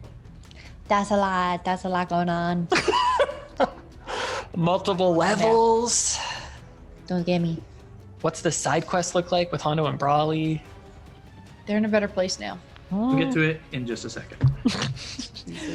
I don't know if they're in a better place. They can roll initiative as well. Both of you guys roll initiative too. Do you want us to roll now? Yeah, everyone roll. Let's do this. No freaking way. Okay, let's go, Big Mama. Ooh, pretty good. Good. At least someone rolled well. I'm just trying to find all my papers, and I'm losing track of them all. I'm gonna go to the bathroom while you do that. You can. Yeah, let's take a couple minutes for a second. And stand. So, as we roll initiative, if you haven't already,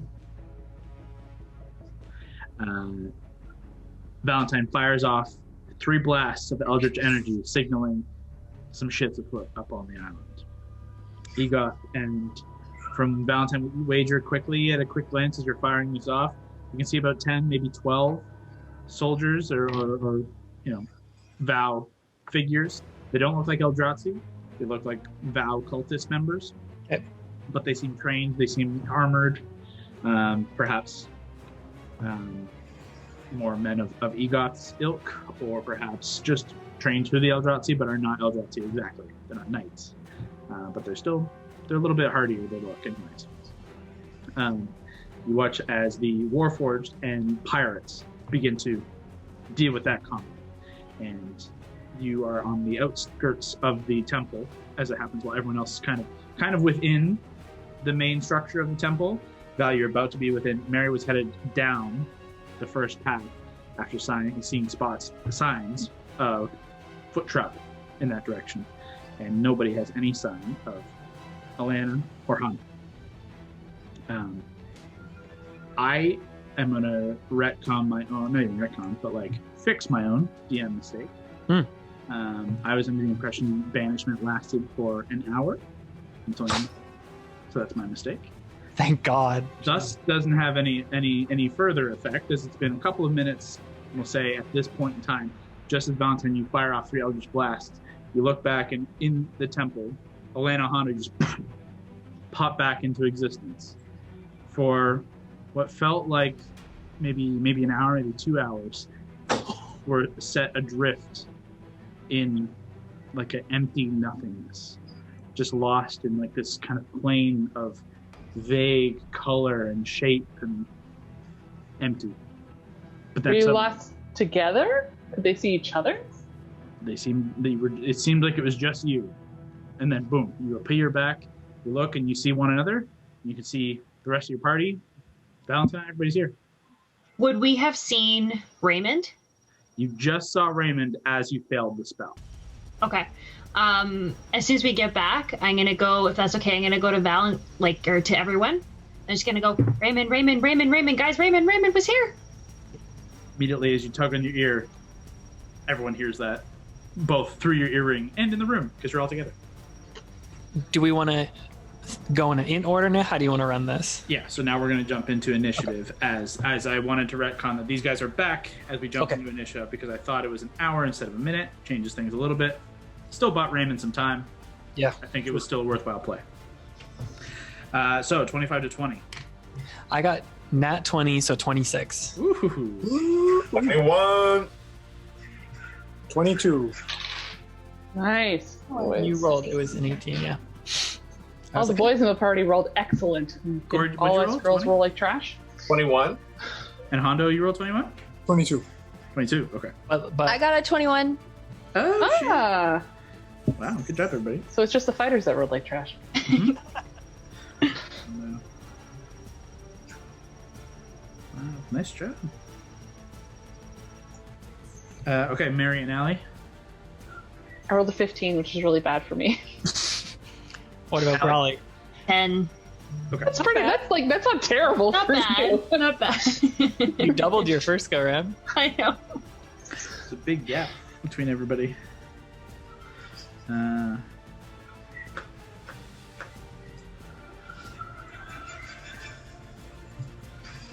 Must have sounding like intense music, whoever's listening to that. Yeah. You can hear it?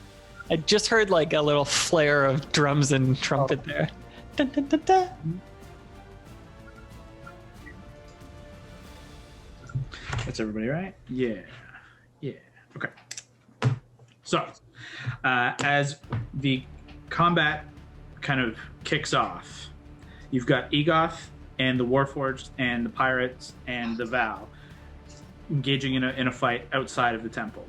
Inside the temple, you don't see any combatants, though, as Alana alerts everybody and as Mary was hot on the trail already, it seems Raymond, maybe others, have made their way into the passages below. What are you doing? Val. Me first? I'm going to be like, oh, thank God you guys are okay. Where did he was here? He banished you? And then Yeah. I'll just be like, let's group up and go to Cook and tell him to get Gambino the fuck back here. Are you taking any move or action? Could I perceive how, if I'm in like the doorway, I guess, looking out, do I still have a line on our Warforged fighting Egoth? You would have, without moving within the temple fully, you can still have the conversation, kind of shouting it a little bit, but enough to get across. You can make a perception check to see how many are with Egoth and see what you can see. Yeah, I was mostly wondering, like, do I think this line is going to hold before I would move downstairs? Okay, that'd be more like insight. Yeah, I'm down with whatever. Sure. 19. As you quickly look back, see everybody's there, look out into the fight, it seems like the Pirates and the Warforged are holding their own pretty well against the line of soldiers. However, Egoth is mowing people down. Egoth is... They're no match for Egoth. As you well know, he's a fucking powerhouse and imbued with the power of hell and the black... the gauntlet. Mm-hmm. He's terror, and he is going to work his way through these guys no matter what. Then I will step. I'll just take as much of my move as I can towards the mouth of the statue thing to go down. Okay. You begin making your way within. And then I'll just say if I can, Egoth is plowing through those people. He's gonna come in here soon. I would say you were the furthest back, so you'd be the furthest back of the group as you begin your move, but you make your move in. Cool. Hondo, you're about in the mouth of, from outside, headed inside the temple. As you begin, what do you do? So I'm not in the temple yet, right? You're just on the precipice. I want to do an investigation to see if I can pick up on Raymond. Sure. Would I have to go in to do that, or? Yeah. You saw Raymond kind of within the temple when he cast the spell at the two of you. It was kind of on the southern wall that you spotted that like rock, and then you knew it was a little around there, and that he appeared to you kind of in the middle of the room. So you can make an investigation check. Okay, I will do that now. So. Okay, plus your investigation. And my investigation is 11, so 24. Okay. As you kind of make your way into the room, you spy Mary as she's kind of crouched low, and you see the kind of line of investigation she's done. You can see this path where part of the brick and stone of the side wall had kind of fallen away, and part of Lavender's wall had actually been kind of chipped and broken away. Whether through the battle or done intentionally in this moment, there seems to be a small faint path that they were able to make their way through, and you can see this like a faint line of a couple of sets of footprints. You're not sure exactly how many. It's kind of all a little bit muddled. You can see a line leading through here to the entrance. I'm gonna yell out just to see if Raymond may be there. I'm gonna, Raymond, you piece of shit! Show yourself, or I will sniff you out, because you have a foul and unpleasant odor.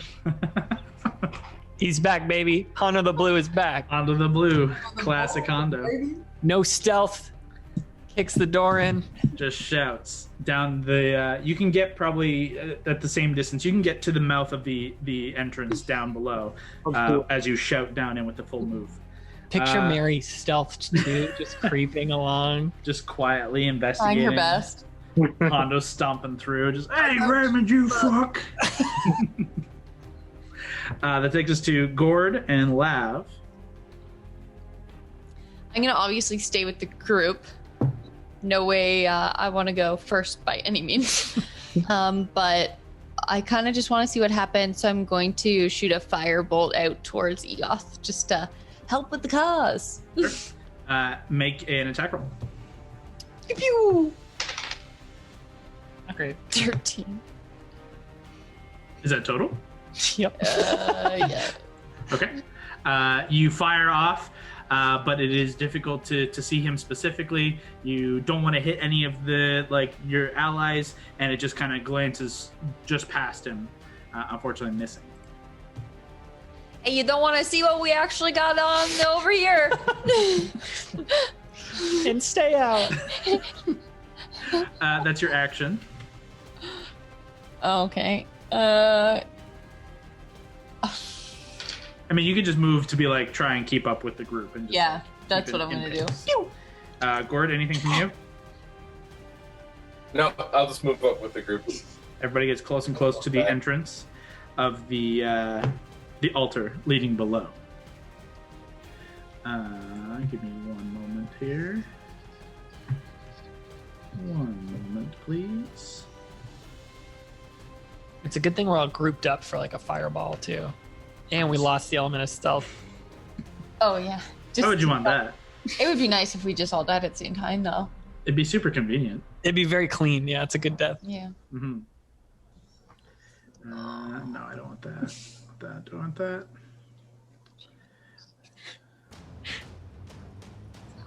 Yeah, okay.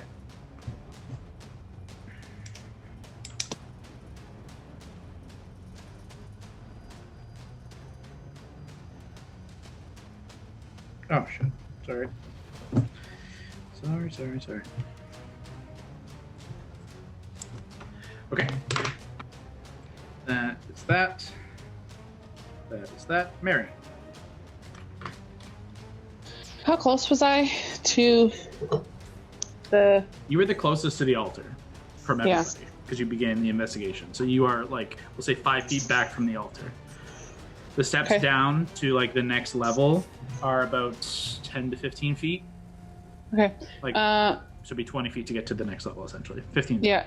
Okay, I'm going to move my full movement. Down? Yep. Okay. As you get your first couple of steps down below, you quickly begin assessing the situation, assuming your weapons are drawn. Yeah, I'll use that, and then I was going to use my bonus action, find clues. Sure. Whatever, to see if there's anything that's waiting for me, trapped to be sprung. Right, so you're not making your way all the way out. You're just I'm just saying, I want to do my movement, and while I'm doing that, I'll use my bonus action.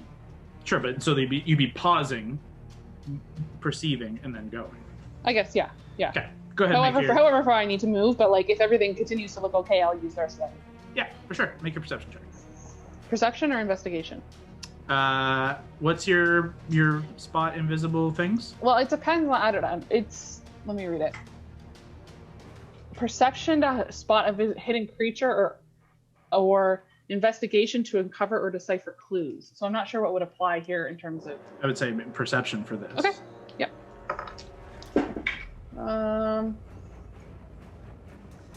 17. As you make your way low down to the lowest step, you know there's a trail here. Someone's gone down. Very likely they're making their way below. Very likely they're not even realizing that Quinn and Cook are going to be down there. But when they find them, they're not going to survive. And you make your way down to the bottom step. Seems okay. And slipping one step in from the shadows, 2 assassins strike. Yep. Unfortunately, not a high enough perception. Yep. Knew this would happen. Well, it is kind of what they do, At this point, I guess I can switch over to the battle cam. But I'll do my attack rolls first. So, that's not what I need. From either side with advantage. First strike is a 19 to hit. Misses. Ooh, Oh my god, this plate of the Valkyrie on you is nuts. The second is going to hit. 25. You just block one. 25, yeah?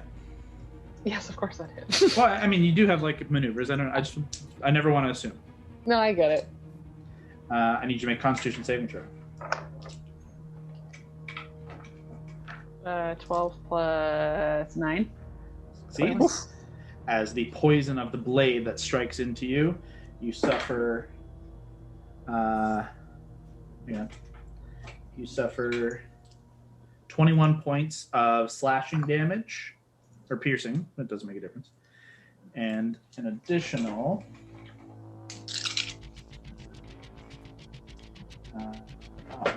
Kind of a shit roll for lucky.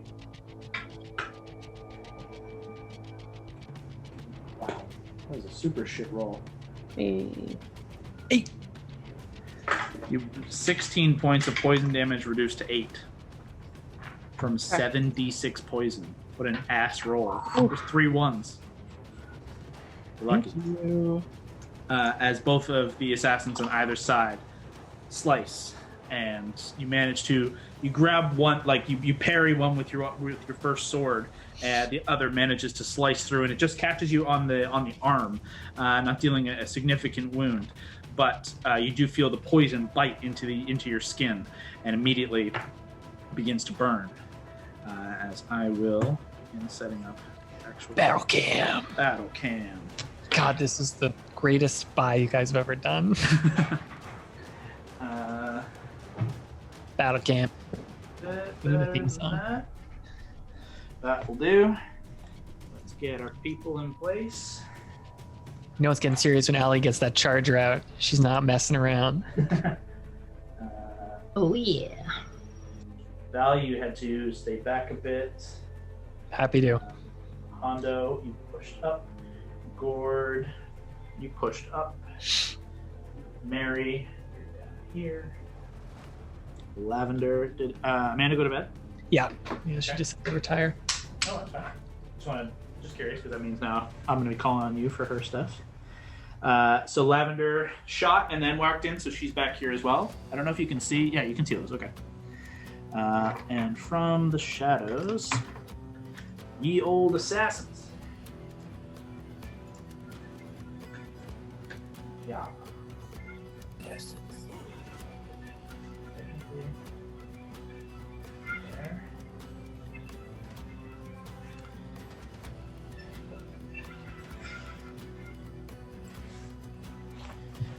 Okay, is that everybody? Oh, Alana, you also notice Keith kind of rush in behind you. Okay. He's also here, you can give him orders on your turn as you decide what you want old Keith to do. Okay. Let me just read this. Keith, no! Get out, Keith! You're alive! Get out of here! Save yourself. I got so excited when he had armor. I'm like, oh, good, he'll fight now. And then the last battle we had, he got knocked, and I was like, no. Well, he Really? did good. He did fought and great. he was helping the Valar when we weren't around. He did. We just He's need to doing make him great. mystical so that if he dies, like Mira. He'll come back. Yeah, he comes back. Okay, that was Mary's turn, right? I mean, I haven't used my action. Yeah, I'm just like, that was the beginning Yes. of your turn. So, like, you walked down and they took their held action attacks. You've used 5, 10, 15, 20 feet of move. Wait. Mhm. Yeah, 20 feet of move. And we continue your turn. Okay. Then they're the only ones in the room I see. As far as right now, that is all you can see. Shit. Okay. I know it's kind of I'm hard gonna- to tell, but... Yep, I'm gonna go for the guy on the right. Okay. Are you gonna step in between them or stay on the stairs? I'm gonna stay on the stairs for now. Okay. I didn't roll great to hit. It's only a 19. That hits. These guys are not heavily armored. I don't even have my dice on my other damage dice. What am I doing? Okay. What is it again? 1d8, 1d4. I'm actually gonna make this one a pushing attack Ooh. because I want to try to clear the stairway so that other people can come through. Smart. So strength save. Yes, please. Ooh, actually, it's only a 17. No, I don't think. I think mine's an 18 I now. think it's an 18 or a 19. Honestly, I was all jazzed about. No, the it's a roll. 19 now. Yeah. Awesome. So, Great. So I'm pushing him back 10 feet. yep, pushing him.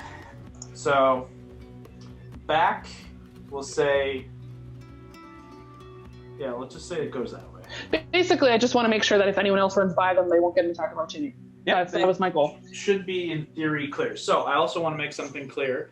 Each of the obvious, like there are obvious boxes there that are caskets. They are about 5 feet up, or not 5 feet. They're about 3 or 4 feet up at the top. To kind of get up on top, you can move across the full one, but it would be half move. Unless you can make a successful acrobatics check to basically not lose that half move. Otherwise, you can move freely in between them. You see, like the grid. You understand? Mhm. Cool. That is your attack. What was the damage? 18. 18 points. Okay, first attack. Good. Second and third, I'll use on the other guy. Okay. A lot, 23 to hit, Hits. and a natural 20 Okay. on the third one. Loving it. He is going to use his reaction to dodge that, bring it back to regular. Okay, so just roll regular So damage. regular damage. He uses his reaction. That's okay. That means he uses reaction. Other people can run by. 8. On the first one, that's 18 points of damage. I rolled way better. Mhm. Yeah, That's my the same. D10 was like a 2 when I added 18 my. before. I know, but my D10 was a 2, and this time I rolled an 8 and a 2 on my other 2 dice. Okay, and then the third attack, which would have been doubled, but it's not, is 9 plus 8, so 17 points of damage. 9 plus 8 is 17. Yep, Okay. and then I'm going to Right. call back. Wait. No, that's right. Sorry. Yep, good. Just say down here. That's it. and I'm gonna keep moving however much movement I have left, so I'm clear of the stairs, just straight. That is unfortunately only to here. That's fine, but I mean, at least people can get around me, right? Yeah, for sure. They could. Okay. They'll have to basically. They can get around you and go this way, clear, or they can get up onto these caskets and make their move that way. But it just costs half movement. Okay. Unless they make an acrobatic. That's my turn. That is your turn. That takes us to Egoth is out in the world, and you just hear just screams from outside as there's just carving happening out beyond the room that you guys are in. As you make your way continually below, you hear just constant sound of Warforged blast, just this from several different sources, as this kind of strike team from behind are just laying waste, and the Warforged and pirates are laying waste in return. But it does seem like, for the time, they're evenly matched, but Egoth will ultimately win out. Takes us to Alana. Okay, I'll just kind of message to Mary and I'll say, you want me down with you? I can't respond until it's my turn. You can respond. True. You can respond. Oh, can I? Wow. We gotta get someone down here. Okay, on it. And I'll start making my way towards where she is. And I'll do the same thing where, like, if I can, I'll try and not block the way. You got it. So unfortunately, you're a little further back. So 5, 10, 15, 20, 25, 30 puts you right up to just about going into the entrance. So you can use your action to dash, and you could get your way further in. Okay. Or you could hold this position here and do something else with your action.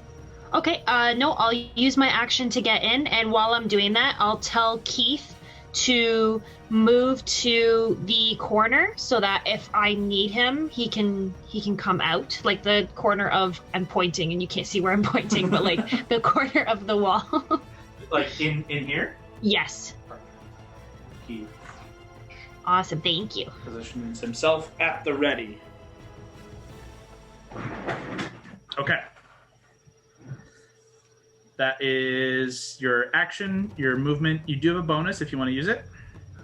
No, I will just, if I can, just kind of, I'll just wait and get ready to attack. Yeah, your weapon, hammer out, ready for a fight. You do have as you had to move in, you have a guy directly there in combat with you, and as familiar to you from several different fights, but from being attacked in the night. These assassins, adorned in mostly black masks of like red scarves, kind of covering their mouths and lower face. They are definitely Eldrazi, and they're definitely here for blood. That'll end Allie's turn. Take us back to the top. Valentine, Hondo on deck. You said Egoth is still fighting back there, right? Like he hadn't broken past them? That's right. Okay, I'm going to keep moving further in. Which one am I on this little screen here? Am I You're right back there? here. Okay, great. Yeah, then I'll just rush forward. 25, 30, puts you there. If I can see one of those assholes, I'll just blast them. Unfortunately, you cannot see them. Okay, You can that's all use good. your action to dash to get further Oh, below. Yeah. 5, 10, 15, 20, 25. With 25 feet of movement, you can get right behind Mary, or 30 feet would put you back on top of this casket here.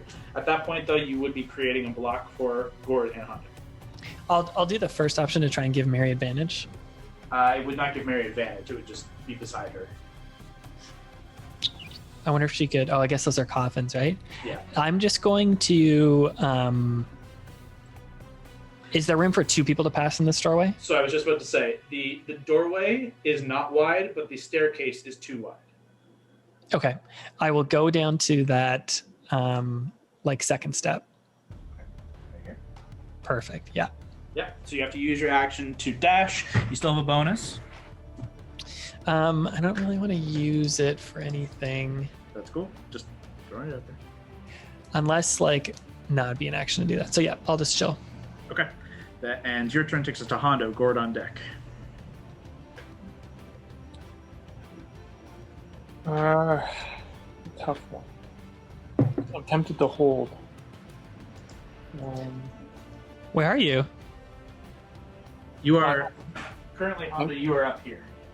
Yeah. Get in there and fuck him up. What are you holding for, pal? I think he's waiting for Egoth. Oh, Egoth's busy back there. Take out these bitches. Don't just hold and waste a turn while your friends are fighting. Making me get my hands all messy now. All right, I will engage. There you go, buddy. So that'll be 5, 10, 15, 20, 25. You can get either, you can get into combat with either person if you want to. Let's go with on my right. On your right. I'll pull out Whisper and I'll just go right for the neck. Okay, as you rush down the stairs, daggers drawn, make your attack roll. Is he still at disadvantage or is poison gone? Nope, he is still at disadvantage. God damn it. Yep, sucks. 10. First roll. Can I ask you a question about this? Ooh, that's not. So the 10 is your roll, unfortunately. And with Whisper, that's the, I think, a plus 13. It'll hit. Yeah, it'll hit. So this is just 3d4 plus your bonus to Whisper. Sorry, Scott, go ahead. If he flanks with someone to make it not disadvantage, would he get sneak? Nope. He still has disadvantage overall. Even though it would become a straight roll, having disadvantage at all prevents sneak. Got it. That's what I was wondering. Okay, yeah, cool. it's really unfortunate, and that's why I did it. I rolled so 11 on the dice. Plus the bonus. Sorry, did you say 8? 8, yep. Okay. This guy takes, 19, right? It was just 3d4, right? Yeah, that's right. So yeah, it's 1d4 for the blade, 2d4 for psychic, I believe. And keep in mind, you still, if you do roll, I guess you'd have to roll 2 natural 20s. But if you were at like a straight roll and you roll a natural 20, there is an extra effect to Whisper as well. There's like a fear effect. But yeah, you'll need advantage on that to get that. Okay, Hondo, that is your action. You have a bonus. You could dash, disengage. You could attack again. I'll take Frostbite and I'll stab him again in the neck. You got it. Roll a secondary attack with disadvantage.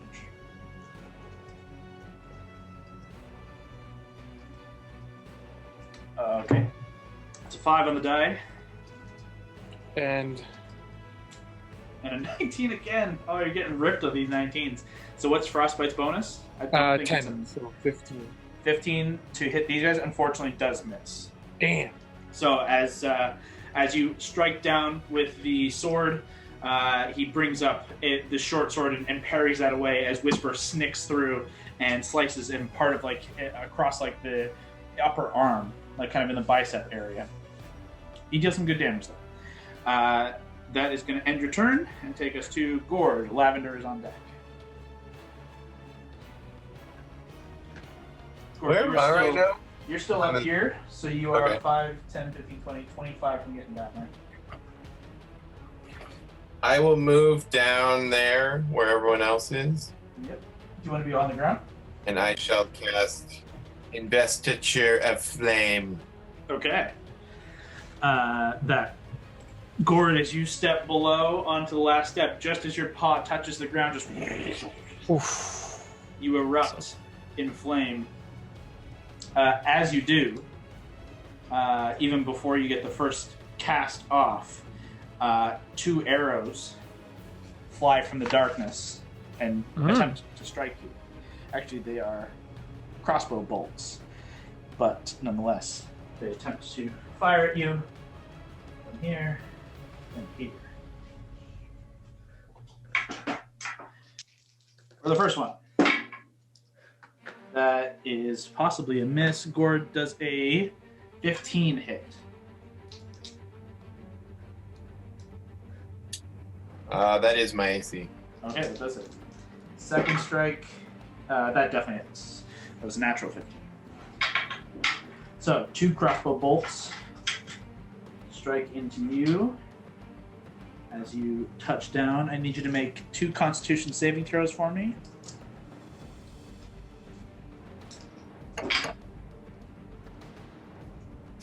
$17.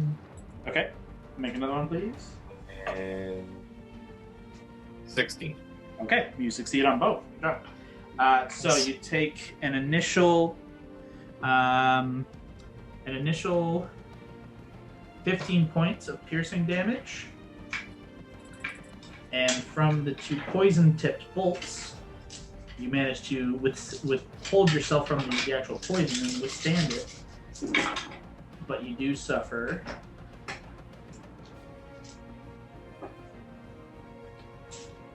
12 points of poison damage. As both bolts pierce into you. I should just get rid of this chair. It's making so much noise. There, chair. As both bolts pierce into you, one hits you kind of in the mid-hip, almost getting a little close to groin for comfort, and the other kind of pierces, just nicks through the side of you, but you feel the poison kind of ebb its way in. You then cast your spell and erupt in flame. You are currently aflame. I'm concentrating on that. That's your action to cast the spell. Anything for a bonus?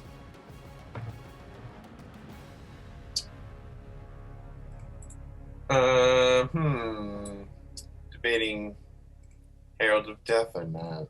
Ooh. Let me see if that would, like, both effects would be useful over top of one another. I suppose there's no reason not to. Let me see.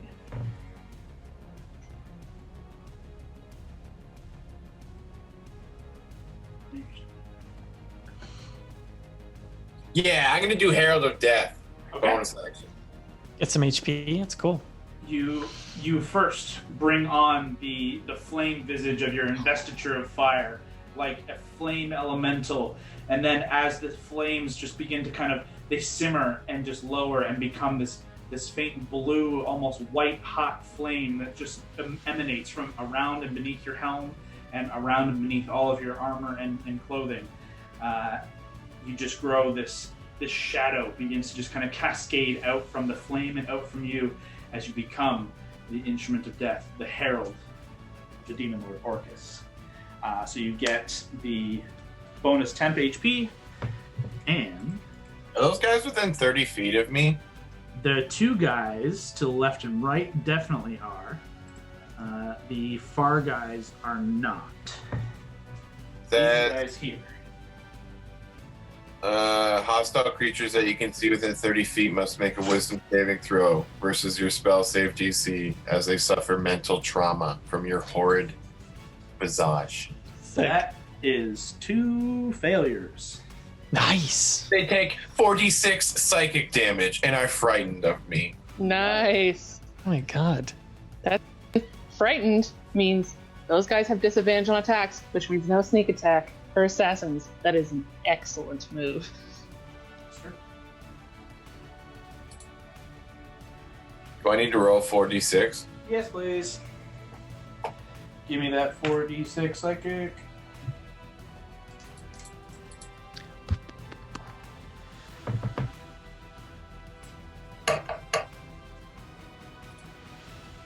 Eight. Okay. They each take 8 points of psychic damage. And they are starting to look pretty rough, honestly. They're taking a quick beating here. There we go. They've taken a quick beating here and are suddenly, as Gord, just like, as you know, everyone else has come down and they've just been fighting them and it's not so scary. Gord steps down and becomes a flame demon.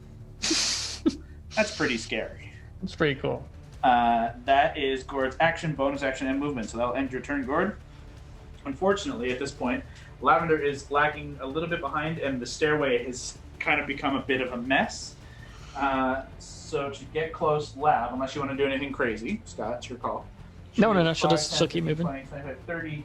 You have to use your action to dash. Is that cool? Yes. Yeah, that's cool with me. 30, 35, 40, 45, 50. She can get beside you, or she can get 1 step lower. No, beside me is good. Okay. That is her action, unfortunately. If you want to do anything with bonus. As bonus, she's gonna burn. I have the chart here. She's gonna burn 7 sorcery points to get a 5th level spell slot back. A lot of sorcery points. 1, 2, 3, 4, 5, 6, 7. Cool. Okay. That is going to end Lavender's turn. And take us to... yeah.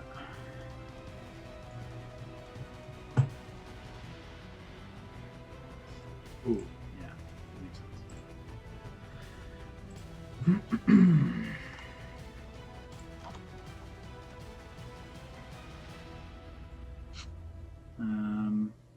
Yeah.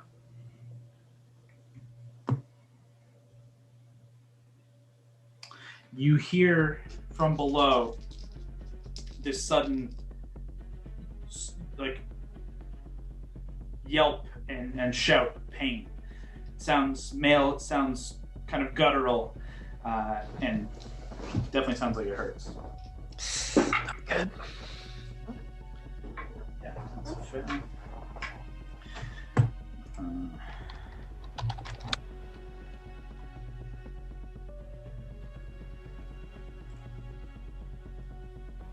Okay.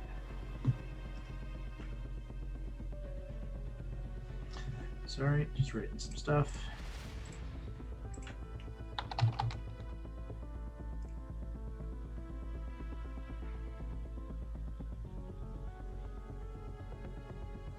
Okay. That is that. That doesn't make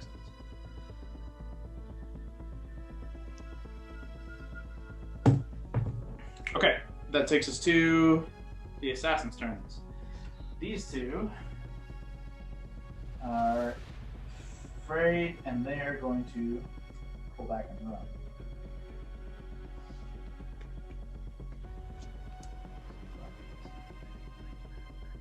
It's an attack of opportunity, an option. Mary, yes. Hondo and Alana, yes. Gordon, unfortunately, you were just outside of range. So Brawley Hondo, you can roll an attack on these guys who are running. Yeah. Yep. 21. And I guess, Hondo, if you hit, you still have disadvantage. If you hit, he doesn't move, which does then not allow Alana to hit. But, Do I have disadvantage as well? no, so let's just see if Hondo hits first. Okay. 11. I think he does. 11 and 13, yeah. So, unfortunately, Ali, you don't get your hit. Okay. As, technically, actually, Hondo, you would have had... Do you get advantage against frightened creatures? Anyone know off the top of your head? Against, sorry? I think he would have hit either way. Hondo definitely hits either way. I'm just curious if, while frightened, if they have any, if you don't have any attack bonuses. Thanks for tuning in. Apologies for the technical difficulties here, but we will pick up right here at the top of our next game, mid-combat in the lower halls of the Gravian's Eyrie. There will be a new episode up every Tuesday, so stay tuned. But until then, keep exploring.